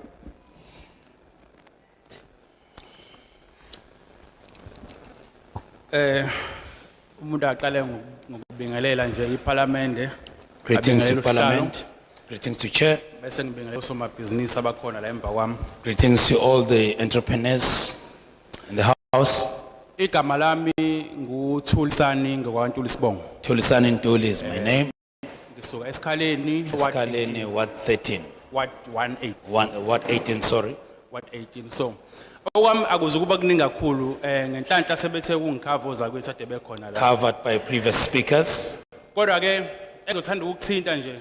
Angiqale ngokuthi umuntu uyabonga ngomthetho sivivinyo enisilethele wona namhlanje. Thank you for the proposed bill on the table. Bese umuntu aphinda abonga ukuthi abone ubuso beParliament phambi kwakhe. Also, thank you just to see the faces of Parliament just right Kulesikhathi here. samanje bese sibheka ama elections. Now that we're heading to elections, we're happy to see you. Mhlambe ebengingakusho kuzoba isubmission nje ukuthi sihlalo sinenkinga. My submission, Chair, is that we have a problem. Inkinga esinayo thina bosomabhizinisi abancane. We small businesses, Ikakhulukazi baseyindaweni zasemakhaya. especially in rural areas. Sinenkinga ukuthi imango kahulumeni ethinta le portfolio igcine ingakwazanga ukusilekelela ngenxa yokuthi phelile kunathi. Kodwa uhulumeni ebethi umuntu ufanele angahambi indaweni ukuze athole ukusizakala. These agencies are too far, very difficult to reach for us in rural areas, yet government says help should be readily available to people in their own areas. Inkinga ekhona ke enkulu kakhulu ukuthi amabhizinisi ethu siyawaregister. We do register our businesses. Uma siwarejistile amabhizinisi ethu agcine esedla thina ngenxa yokuthi awasasebenzi sekufana nezinto ezihleli nje. Kodwa iParliament ngineshoyo ukuthi lisuke linayo into elikwazi ukubona kuyona ukuthi kukhona amabhizinisi amangaka. We register businesses which are not operational that actually get us into debt. We know for sure that government do have systems where they see such a number of businesses were registered and so such a number is not actually operational. Okugcina sekusilimaza ke ngokuthi asinayo asiyitholi funding. Uyabona khona ukuthi kuthiwa ikhona ifunding. Kodwa ugcina usuzwa kuthiwa ifunding isitholakele mhlambe kwiprovince ethile. La eKZN thina sigcina sesisalele ngaphandle singayitholi izinto. We are told there is funding time and again, and only to find out no funds were released in some provinces. Those of us here in KZN hardly get any. Okugcina ke sekwenza amabhizinisi ethu ke kube yinto engasebenzi. Mina nje And then that makes our business to be dysfunctional. mina nje okwami ngine business engalivula ngo2020. I have a business that I registered in 2020. Ngazama ukuhamba eminyango ngifuna ifunding ibhizinisi engalivula ibhizinisi elithinta ukuthi kumsebenzele endaweni esedolobheni. Went to so many agencies, my business, without a business that I registered, I must be working in town. Kodwa akukho ukusizakala kakuthola kuhulumeni bengenza ama applications Could get any eSEDA help ngwenza from government, kwaSIFA. SEDA, Kodwa ayikho into ebuyayo noma eshoyo ukuthi ayi utholanga ngenxa yokuthi Nothing awunakho concrete. lokho. I'm not even told to, you failed because you're lacking this and that. There is no feedback. So mhlawumbe bengakucela ke kusihlalo ukuthi ngoba sila namhlanje sihlangene uma sikhuluma ngento ethinta indaba ye funding sicela ukuthi mhlawumbe kube khona izinto abazosithembisa zona ngoba ama submissions siwenza isikhathi nesikhathi mhlawumbe after 5 years njalo senza ama submissions but ama results awabuyi. We request accountability, Chair, because we call to this public participation, register our contributions time and again, but we never get feedbacks. And akukho la esinikezwa khona reports ukuthi eKZN kwi district ukuthi noma kumasipala iCity ukuthi kunosoma business abahlomulile abangaka. Kunalokho ugcina usubona mhlambe ihlobo eziseduzane nalabo basuke bengama officials kuyibona aba benefitayo. There is nowhere where you are told that there was such an allocation, this is going on in this district, but instead all you see is those who are connected or those who are related to officials, they are the ones benefiting. Bese kuba umbuzo okugcina sihlalo. Bese kuba umbuzo ukuthi njenge parliament yini eniyenzayo ukwenza I follow up kulabo abantu abangaphansi noma kuma province na kuma city na kuma districts eniyenzayo ukuthi nithole ukuthi kwi province ukuthi sesikhave into engaka yosoma business ngoba nginenkolelo yokuthi akusikhona ukuqala kuno soma business abakhona la. My last question to Parliament is that do you have any follow-up procedure where you're checking on provinces and districts? How many businesses, small businesses, are they helping? What's their reach? How far are they going in assisting? Ngiyabonga. Thank you. Ngiyabonga.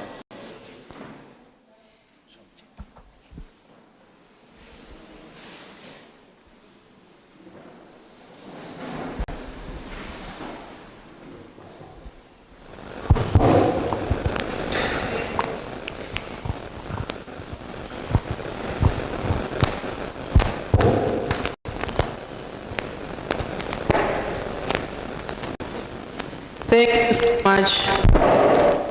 I will now invite my friends. Ngicela izandla iqoqo lokugcina leli zandla. Kodwa uma ningasathanda ukukhuluma ke inkinga yikho. Ezinhlanu kuphela.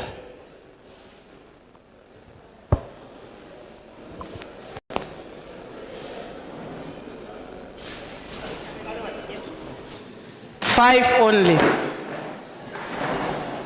Ezinhlanu nje kuphela.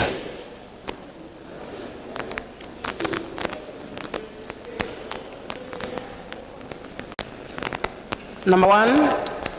Oqala. Oh.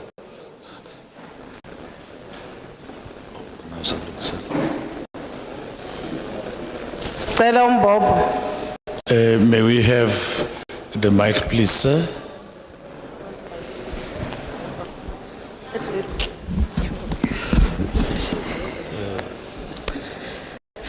To all the fellow protocol observe, Ngicela ukubingelela wonke ngekwesigaba sabo. I greet you all. My name is Togozile, by the surname of Mazia. I'm from Enteleni at Mazimazane under Ward 6. My name is sorry? Togozile Mazia. Chokozile Mazia from Ward 6 Enseleni. Ngiyavumelana nebill. I support the bill. Siyabonga kakhulu ukuthi namhlanje sihlale neParliament phambi kwethu. I'm also very happy that we have Parliament with us today. Sinenkinga, mina ngusoma business osamncane. Ngi-founder yezikhulise poetry farm, which is farm yami esebenza ekhaya. I'm a small business person. I have a poultry farm, which is called Zikhulise Poultry Farming, which I'm conducting or running it from my own home. Yes. Inkinga ingqinamba engibhekana nazo. Sinenkinga kagesi kulezi insuku.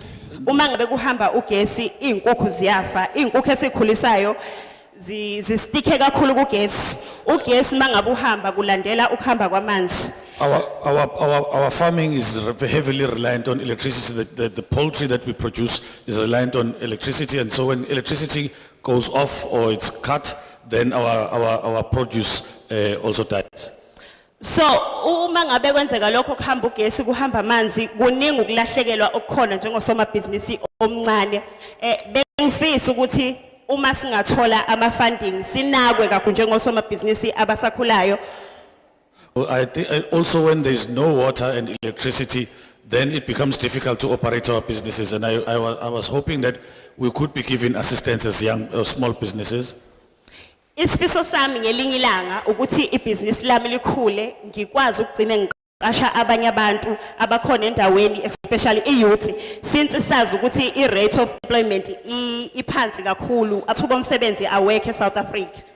My dream is to employ, to grow and employ other young people because we know that there is a serious issue of unemployment in the country. Siyacela kakhulu bandla ukuthi namhlanje silethelwe uSida noSafer engathi bengaba khona ushintsho olungaba khona siqhubeke siye phambili ngamabhizinisi ethu siyabonga. Thank you very much, and I also believe that since we have SETA and SAFER, there will be some progress that we'll see.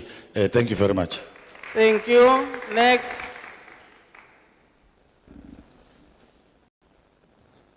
Wena ujumele uma aphuma lo asewuyangena. But just because ujumele uma isitulu sibe open uyangena bengifune 5 yebantu but because you are imbokota ngizokuyekela ukho 3 minutes. Uthi sihlalo ungenelile ngoba ubethe abahlanu waphuma lophu ungena. Uyabona sala ni 5 uma usawona kuzojumela lo munye. Khuluma ke ma khuluma sis. Thank you, Chair. Ngiyabingelela Greetings. kakhulu siyabonga ukuba khona kwenu nathi safufusa singakabibo somabhizinisi kodwa siyabonga ukuthi nibe khona. Igama lami nguThandi ngwakwamtshali kusho ukuthi thina sikabibo somabhizinisi kodwa nathi siyathanda ukuthi sibe yibo. My name is Thandi Mtshali, and I'm not a business person yet, but I would like to be a business person, and I'm very grateful for you to be coming here to meet with us. Shuthi sihambile la sawasita sathola ukufunda saba sawufundela insipho. Shuthi insipho ke sayenza kodwa manje nje asikabi nalutho. Basinika ama product amancane ukuthi sikwazi ukuthi sifunde ukwenza emakhaya. Okay, I was one of those who was trained via SETA, where we were trained in terms of manufacturing soap, and we haven't really done anything with the training, but we are still looking at how we can then develop this knowledge to make it useful as a business. Kusho ukuthi ke asikezi sawa senza nje emakhaya becoshe laba bacoshayo asikabi nalutho nje asikatholi funding besacela ukuthi uma ngabe kwenzeka nathi sizakala sithola funding bese siyakwazi ukuthi nathi siqhubekele singene lapha kosomabhizinisi. Sayicelela nje impela kakhulu singoma nje sibabili futhi sahamba sayofunda sibabili futhi lapha siyancenga la kodwa nje asikabi lutho. We are operating informally at our homes where we manufacture the soap, and then those who come to buy, they buy, but we haven't really developed this concept into a business. It's just the two of us who are going to receive the training. We are 2 women. Futhi lensipho nje lesenzayo ngacela ukuthi nginibonise nibone bayicosha kodwa emakhaya. I do have samples of the soap that we manufacture, and if you really need to see it, I can show you, but people do buy it from where we sell in our homes. Phakamisa ukubonga kakhulu nathi ukuba khona kwenu mhlawumbe nathi sizokwazi ukuthi sisizakale ngoba siyafuna ukusizakala le ndawo ngasinayo lokho esikwenzayo sikwenzela nje endlini lokho okuncane esakwenza. I'm very grateful for your presence here. Thank you very much, but we also still need maybe a place where we can operate, because we don't have a place where we can manufacture the soap. We just do it at our homes. Do you support the bill? We have a second Vivian. I do support the bill. Thank you. Sit down. Siyabonga kakhulu.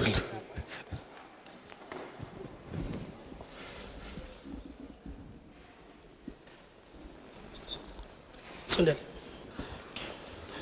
Ngibingelele iParliament. Greetings to the Portfolio Committee.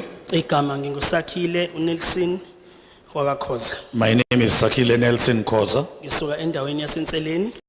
from Enteleni, esini kwaKhosa. under the COSAC chieftainship. Yeah. No, I sector, since sector, I parliament, noma I bill ngiyahambisana nayo. I support the bill. But ezami ikhalo zilana ke. La Richards Bay ayikho indawo edila no music. Here in Richards Bay, we don't have an agency that is dedicated to music. Mangikhuluma ngomusic ngikhuluma ngestudio as la ama artists akhincitshwayo noma nje ama artists aseZululand noma KZN. When I talk about music, I talk about particularly a studio where artists can go and record their music. Yeah, so njengami nje sengineminyaka ezala ku15 ngenza umusic. Ngoqala waba ne studio la in Richards Bay. As for myself, I've been in the music business for 15 years, and I'm the first person to open a studio here in Richards Bay. So now into sengifisa ukuthi I studio sibe sikhulu sibe sezingeni ongawo ukuthi ama artists ayeke ukugibela ayeke Joburg to Durban bayo record abezo record la ku district yabo. My wish now is to grow or increase the capacity of the studio so that artists from local artists can come to the studio and record instead of taking transport to Johannesburg and other cities to record their music. Yes, okunye why ngikhuluma kanjena amaciko ala Richards Bay noma sempangeni noma seZululand awazi ulo angeze ukusho ukuthi ngazolibeka kanjani but abawazi imigubho yomusic kanti mina nginolwazi oluningi sengibuya ngisho kumabona kude nakuma interviews ngibala ukhozi iFM nazo zonke ideshe ikhona kumabona kude SABC 1 ngibuya kuona ngenza am sound akwa News 44 ngenza ama sound ama adverts. I am a very experienced and skilled person in the music industry. What I've observed is that artists from around this area, from Zululand and other areas, surrounding areas, do not really have information pertaining to music. And I think they can benefit a lot if they can be given an opportunity to have training and also to be given resources to assist them. Yebo, so ukugcina ucela ama funds ukuba ngikwazi istudio sami sifike la ngifuna khona ezinjengoba ngangenzile so besifisa ukuthi nisilekelele lapho ukuthi umuntu akwazi ukuthi athole ama funds ukuthi athole equipment esezingeni kulokho eksifisa kwenzeke la. My request as well involves funding which will be used to develop my studio, increase its capacity and also procure equipment that will be able to assist us in terms of my dream of developing other artists. Ngiyabonga. Thank you very much. Thank you. Next. Go to Sida, my son. Go that side. Go and see Sida.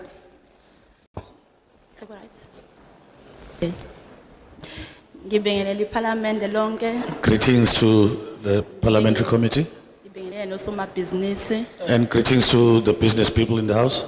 Lokhulumayo noNkululeko kaThabede The person before you is Nonkululeko Tabete wasokhulu Ward 4 from Ward 4 Wasokulu phansi kwekhansela uThomas Mdletshe under the leadership of Councillor Thomas Mdletshe masipala uMfolozi. under the Mfolozi municipality.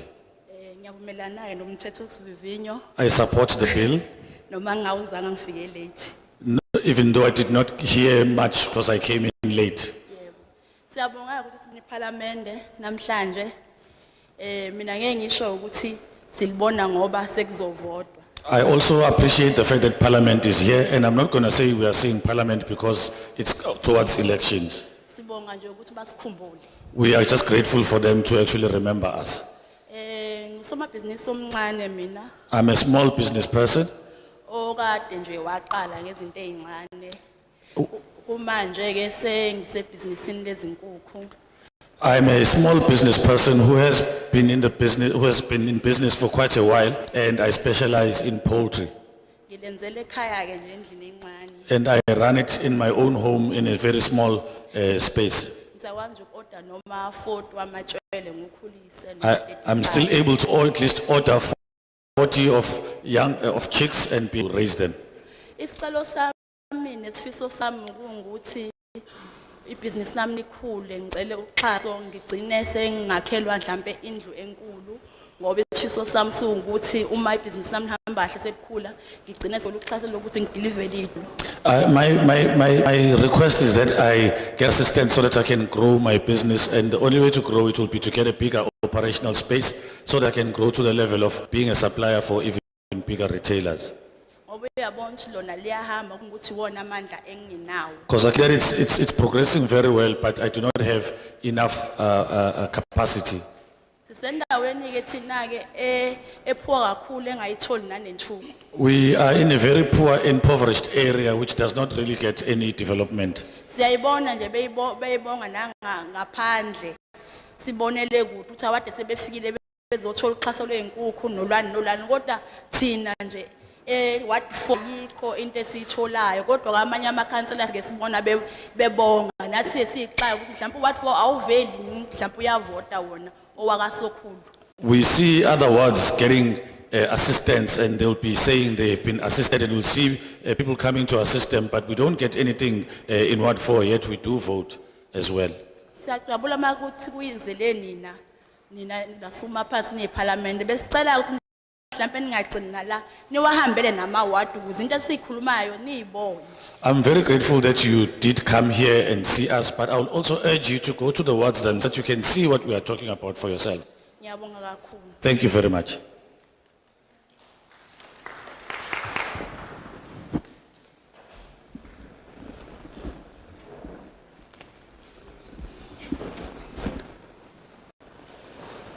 Ngiyabingelela iParliament. Greetings to the Parliamentary Committee Ngibingelele osoma business. and greetings to all the business people. Gama yami nguThembi noma Themba Nkosi. My name is Nomathemba Nkosi Ngisuka eWard 3 eMandlanzini. from Ward 3 Matlanzini. Ngiyajabula kakhulu. I'm very happy Parliament. to see Parliament. Kafushane nje ngiyafika emkhakheni wezebusiness. Briefly, I'm still new in the business arena. I've been working maybe for 10 years I've been employed for about 10 years as a chef. as a chef. Now kwaphela uNkulunkulu ukuthi ingwayirenewa. But that employment ended, and I'm grateful to God for opening up my mind. Emva kwalokho ngabuya back ngathi ngizoyibambela ngizenzele. I then came back and said, I'm going to do this by myself. Ngaqala ngento edelelekile ngaqala ngomhlabathi. I started with something that is not really taken seriously, which is the soil. Njengoba ningibona nje ngimelangeni. As you can see, my attire as I'm standing here, my head. Ngiyalima then bese ngiyaprocessa. I plow and then I process. Ngenze beetroot, ngenze jam, ngenze chakalaka, acha. I produce beetroots, jam, chakalaka, which is all bottled. Ngokubonga kakhulu ukuthi ngaba nesibindi ngiyawubona umphumela. And I'm grateful that I was bold and brave enough, because now I see the results. Ngiyabonga ukuthi konke lokho bengicabanga ukuthi ngiyakwenza nje namhlanje kuqinisekisile. I now realize that what I was just doing for the fun of it is now actually becoming Ngoba nanti something. iParliament elana. Because here the Parliament is in Izolo front of ngibona me. ngibona ipost kupostiwe groupini yethu yaseMandlanzini kupostiwe kuthiwa iParliament eRichards Bay ngathi how God you are so faithful. I saw a post in our group in Mandlanzini saying that Parliament is coming through, and I said, God, you are so faithful. Ngingazi kanjani anginayo ngisho CK kodwa ngiyadayisa. I don't even have a CK, but I do sell. Ngine product ehambayo kuthiwa it's very nice. I have a product that is flying off the shelves because people say it's very Bese nice. ngiyabatshela ukuthi I was a chef. And then I tell them that I was a That chef. is why. That is why. Ngiyabonga kakhulu ngiyasupporta nami ibill. I thank you very much, and I also do support the bill. Ngiyafisa ukuthi kafushane ngiyafisa ukuthi sengazi ukuthi le nto yamabhizinisi ingabukeli phansi ngazi ukuthi abantu abadesperate. Ngiyacela ukuthi sengathi iParliament lingasisiza lisisele yona ezikoleni kubantwana bethu. Briefly, I would like to also urge Parliament to take this to our schools so that this business thing doesn't seem to be something for people who are desperate. Ngizokwenza nje umzekeliso omncane angithanda ukumosha isikhathi. Abamhlophe babenza nje kube namaplaza. Izingane zabo zaziya yesesikoleni kodwa ibuye back zize eplazini. To give an example, white people used to have farms where their children will go to school, and after school they'll go back to the farms. Angikhumbuli ngizokuthiwa belungu bahamba benza ama-CV beyofuna umsebenzi. I don't remember hearing that word and the CVs and going Kodwa thina for abantu work. abamnyama we were busy writing CV. But as Kodwa black people, sinezandla nenhlabathi uNkulunkulu asiphe zona. but we, as black people, we are always feeling in writing, compiling CVs, yet we have land and hands that God gave us. Asibuyele back emasisweni. Let us go back to the root, our roots. I thank you. Ngiyabonga.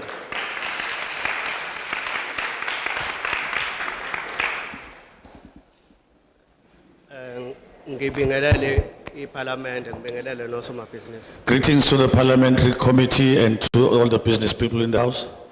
Igama lami ngubheki wasithole ngisuka eWard 15 khona la eSikhaweni. My name is Peggy Stole from Ward 15 in Esikhaweni. Ngizophakamisa ukusekela uzivivinyo. I also support the bill. So benginezinto cishe mbili engifuna ukuthi ngiphawule. Having said that, I also have two things that I would like to raise.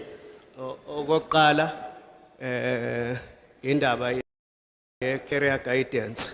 The first is the issue of career guidance. Ngoba ngicabanga ukuthi i-career guidance yini ebaluleke kakhulu ekutheni noma umnotho wezwe ukwazi ukuthi usimame. I believe this is crucial for the development or growing of the country's economy.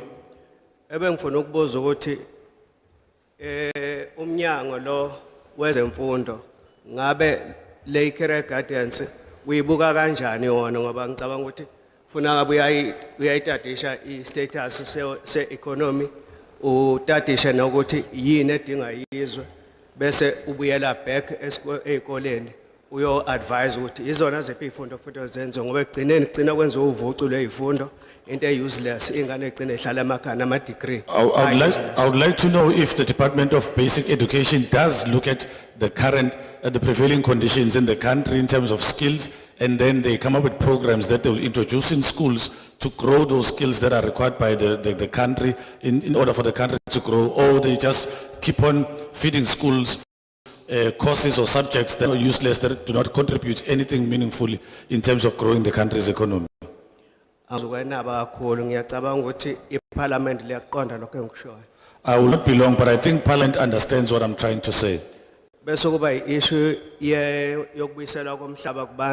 And then the other issue is the returning of the land back to the people. mawubuyisela umhlaba kubantu kusuke kwabantu nje kade besuke beyihlalele emakhaya bengenzi lutho bese uyabuyisela umhlaba okuwona kade oyenye yezinto esupport umnotho wezwe.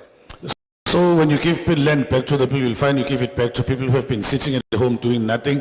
What else then is one of those things that support the country's economy? Ngabe iParliament linayo into noma la lacabanga ukuthi iParliament labantu ababuyisela umhlaba libanikeza abantu okuyibona abazo reporter kubona bazise ukuthi yini enzakalayo noma bebaguide ngoba babengenayo i-understanding yokusebenzisa ngomhlaba ngendlela eyiyona yona ukuze umhlaba ukhiqize bese izwe abantu bethola umsebenzi bese izwe nalo likhula ngokwezomnotho like likubheke lokho iParliament ngoba. I would like to know if Parliament has ever looked at the situation where they deploy people who are going to oversee the land that is given back to the people to see if the land is being used productively in a manner that contributes to the country's economy. Ngoba egcineni kugcina sokukhona izinkulumo ezithi abantu base South Africa bayavilapha. Ngivilapha kanjani ulwazi ngibe ngingenalo?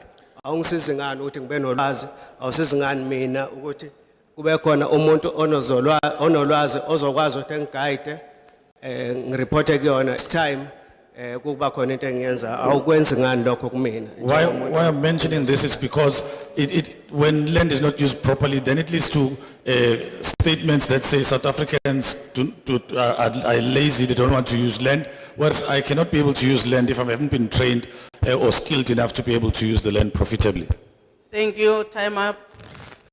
Siyabonga isikhathi sesiphelile. Asishayeleni izandla. Can we give ourselves a round of applause? Thank you so much to all participants and listeners. Siyabonga kakhulu kubo bonke kade bebamba iqhaza nakade belalela.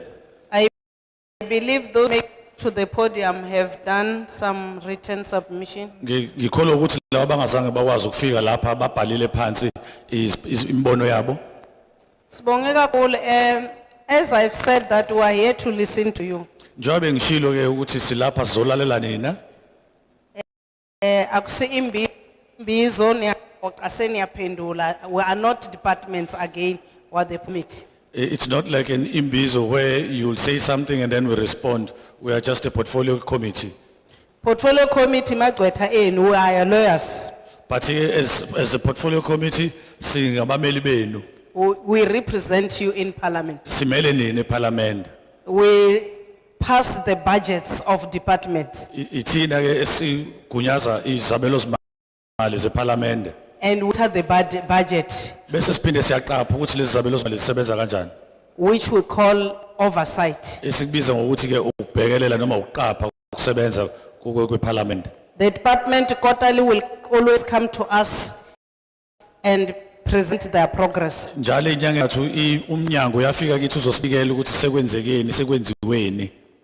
So it is for this portfolio, this department to pass a bill. Kuthathe iminyaka engama 8. Iminyaka 8 ukuthi ke lomthetho ucike lapha. We are happy because what we did as the portfolio committee and the department that we need to roll out this bill is exactly what we heard from your good selves. Okusijabulisa kakhulu ukuthi besifuna ukwenza njengengxenye yokusabalisa lo mthetho iko konke sikuzwe kini nje wade nikhuluma nje. There are a lot of red tapes. Kuningi kakhulu la inqubekela phambili. We are quite aware. Lokho. Apply for 2 years without any funds. Abantu bafaka icela ukuze nyaka emibili kungazange kutholakale lutho emva kwalokho. Because SIFA will work in silo, SIDA will also work. Ngoba uSifa noSida basebenza kukana umuntu uyisebenzela ngayedwana. Again, there is no bank for all of you. Futhi ke alikho nebhanke elikhona elibhekelela osomabhizinisi abafana nani. Decision of main entities. Kuyingakho ke kuhlanganiswe lamahhovisi noma leminyango yomthathu. We want it to be a one-stop shop. Okuzoba indawo lapho kutholakala khona konke lokhu ezindeni esodwa one stop shop. You enter only one door. Ungena ngomnyango wodwa. And you must come out with solution. Uphuma emva kwalokho sonulu. Because no one blame another one. Ngoba akekho ozokhomba omunye esweni. And as the committee will also be monitoring that. Nathi ke njengekomiti leparlament sobe sikubhile lo sibaqaphile. What we need from your good selves is to cooperate. Esidingayo kunina ke ukuthi ke sisebenzisane. We struggled in other areas to get small businesses. Siba nenkinga kwezinye indawo ukuthi sithole osomabhizinisi abancane. That mentality of saying that we are coming to you because it's election, I think is not the right move. Lo mqondo ukuthi ke siza kini ngoba nakusekusondele ukhetho akuwona umqondo ophusile. We have worked very hard as the portfolio committee to convince our seniors to allow us to roll this bill because we love you. Silwe kakhulu kabe njengekomiti leparlament silo nabasiphethe ukuthi basinikeze imvumo ukuthi size la ngoba siyanithanda. Awusukeli nje uthi sengamanje ngirola ibill kunemthetho eparlament. There are laws in parliament or rules of the house. Asikwaza asivelanga nje saqhamuka nomthetho sivivinywa kunemithetho elandelwa eparlament. But we appreciate your inputs. Kodwa ke siyabonga kakhulu imbono yenu nisinikeze yona. Everything is recorded by that table. Konke ke wenikushilo kuqoyile la tafula. It's all recorded by the TV of parliament. Kanti futhi kuqoshwe ke nawo amakamera TV yaseparlament. I was surprised when I say come and speak because maybe you were not aware that the session is live. Ngibone ngimangele mangabe ngithi sukumani ke nizokhuluma ngicabanga mhlawumbe bengingazi ukuthi ke kuyaqoshwa lokho futhi kuyasakazwa. South Africa is watching us. The whole South Africa is watching this session. Iningizimu Afrika yonke ke isiyabona kumabona kude.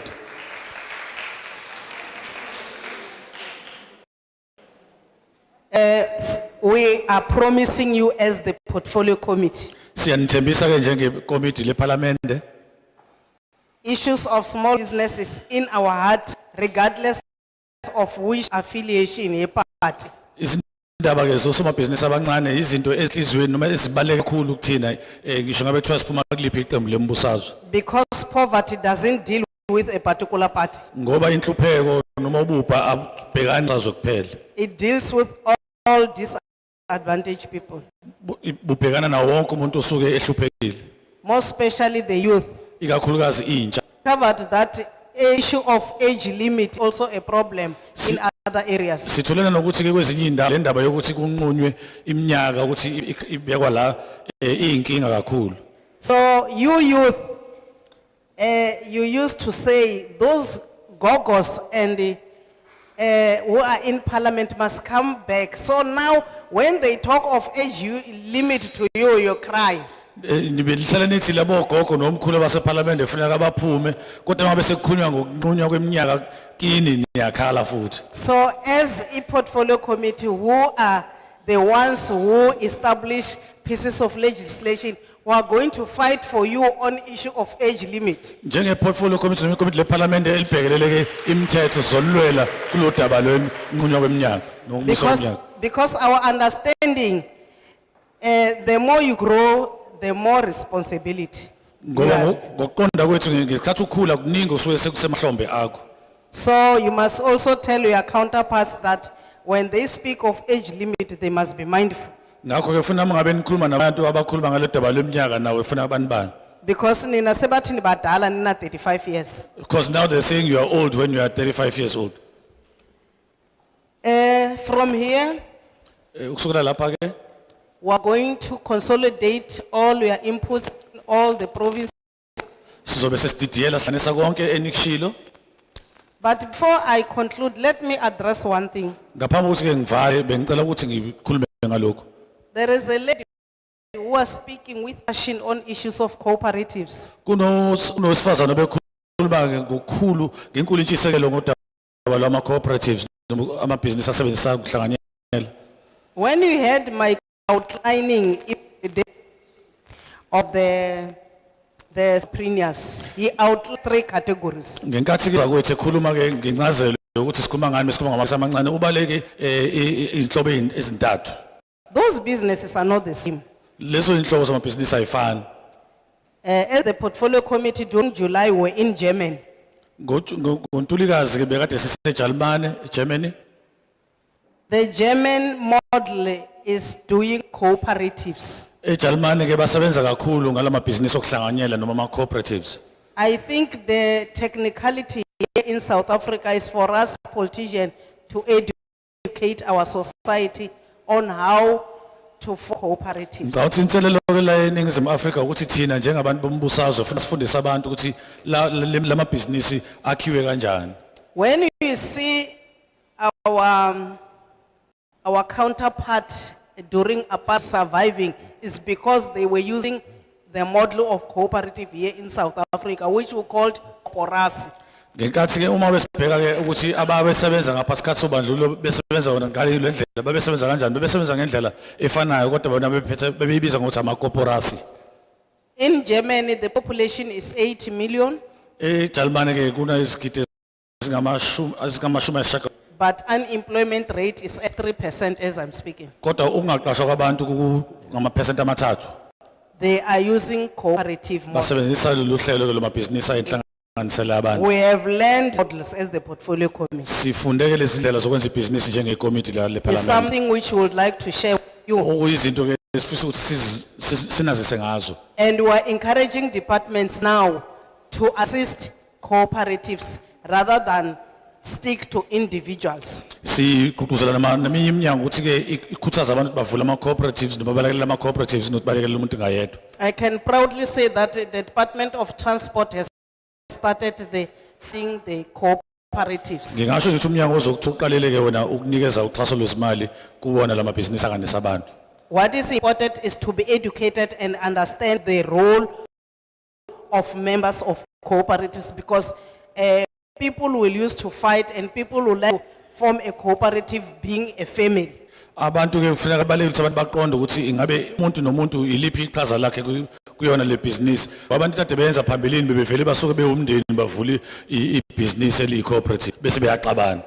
Then on issue of foreigners, Kodabeni ke labantu bangaphandle bokufika I'm happy we are speaking with good spirit. ngiyabonga ngiyathokoza ngoba sikhuluma ke ngomoya omuhle. that let our brothers from other countries have proper documents if they want to trade with our country. Ngoba sithi abafowethu ke bangaphandle sithi ababe namaphepha afanele uma ngabe befuna ukuhweba la ezweni lethu. A month ago, Minister of Home Affairs has requested all mayors across the country to make audit of spaza shops to check whether those spaza shops have got permits or not. It's upon ourselves to assist the Minister of Home Affairs.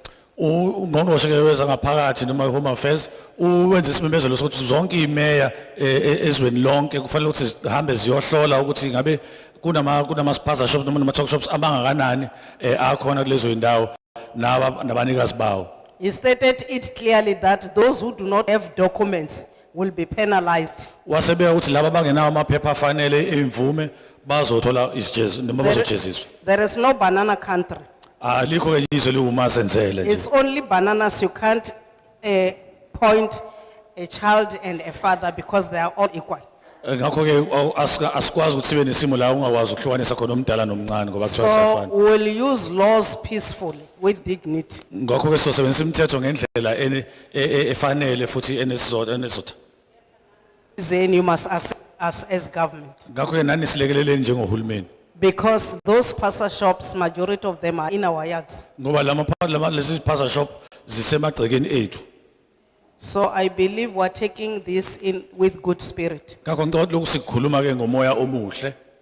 Yeah, I'm happy because in other areas, people will say, go get, yesterday, Abanye ke bebethi hayi abahambe kodwa bakhohle ukuthi zolo lokulamazwe yiwona desilekelela futhi nathi. municipalities must establish bylaws to govern their areas. Ngakho umasipala afuna baqinise ukulandelwa kwemithetho yamasipala kulezo indawo abasebenza kuzona. So in parliament, we'll consolidate your inputs, all the 9 provinces, Ngakho ke eParliament sohlanganisa zonke izinto eziphakamisile kuzo zonke izifundazwe zosishagalolunye and call the department, bese sibiza umnyango uze kuthina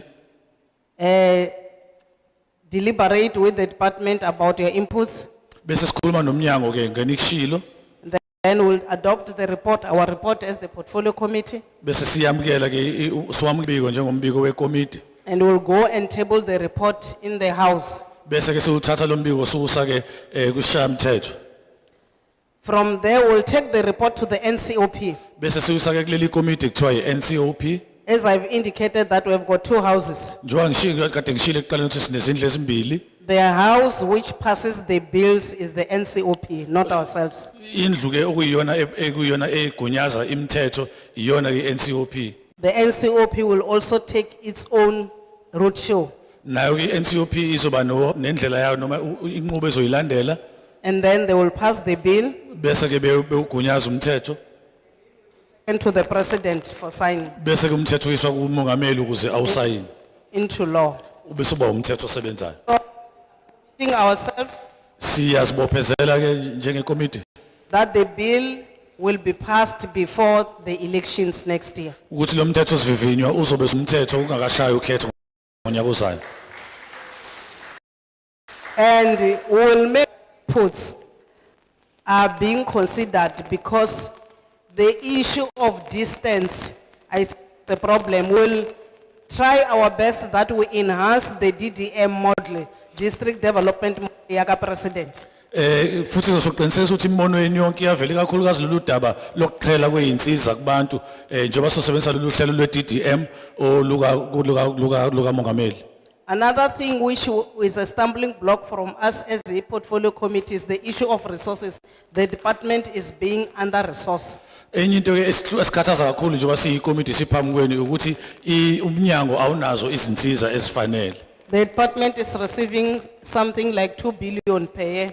Umnyango uthola imali ecishe mhlawumbe ibe isabelo singaba u2 billion ngonyaka. And the department is receiving lot of applications. Kanti umnyango futhi uthola izicelo eziningi ezivela kubantu noma somabhizinisi. So we'll push, we have started pushing that this department must be given more resources to be able to assist your good self. Ngakho sesiqalile futhi sisazoqhubeka nokulwela ukuthi lo mnyango unikezwe izinsiza eziningi ukuze ukwazi ukuthi unilekelele. Thank you so much for having attended this public hearing. Ngiyabonga kakhulu ngokuthi ke nizobamba iqhaza kulomhlangano. I have got two announcements. Nginezimemezelo esimbili. The first one is that you sit for our officials to give you some drinks after this session. Ngizocela nje ukuthi ke sihlale phansi silinde abasebenzela iParliament ukuthi basinikeze okuthize okususa izintulo emva kwalokho. The second announcement is that we must go and preach this gospel. Those who said we did not have enough time to read the bill, go and read it. Submission has been extended. Closing date was yesterday. So go and make more inputs which will empower this bill to be reached. Okwesibili ke bengizocela ukuthi lihambe sikhulume nabanye abengekho la sibacela ukuthi siyacela ukuthi bafake nabo eyabo imbono isikhathi sokuvala bekade kuyizolo kodwa ke sesiluliwe ngakho lisakhona ithola ukuthi abantu bafake nabo eyabo imbono ngokuthi babhale ngakho ke kuze lo mthetho sivivinywe ukwazi ukuthi ube nawo konke enikudingayo. Email address nizoyithola lapha ku King, no phone number. King, can you raise up your hand so that they can see you? Email address ke nizoyithola lapha ke ku mnumzana ukunene uKing nange phakamise isandla. Is the secretary of the portfolio committee. Unobhala ke waleli committee leParliament. Then another announcement is the issue of SEDA and SIFA to assist those who have got problems after this sitting. Nokuthi ke kukhona uSida noSifa abazolekelela laba abaneyinkinga noma ineyinselelo uma usesiqedile lapha. Sibonge kakhulu nihambe kaphile. Thank you very much and may you all be safe as you return home. Go and watch the derby and good luck to Kaizer Chiefs. Nihambe ke niyobuka ke nedabi ke sifisela ke nempofana inhlanhla. The meeting is closed. Umhlangano ke sewuvaliwe.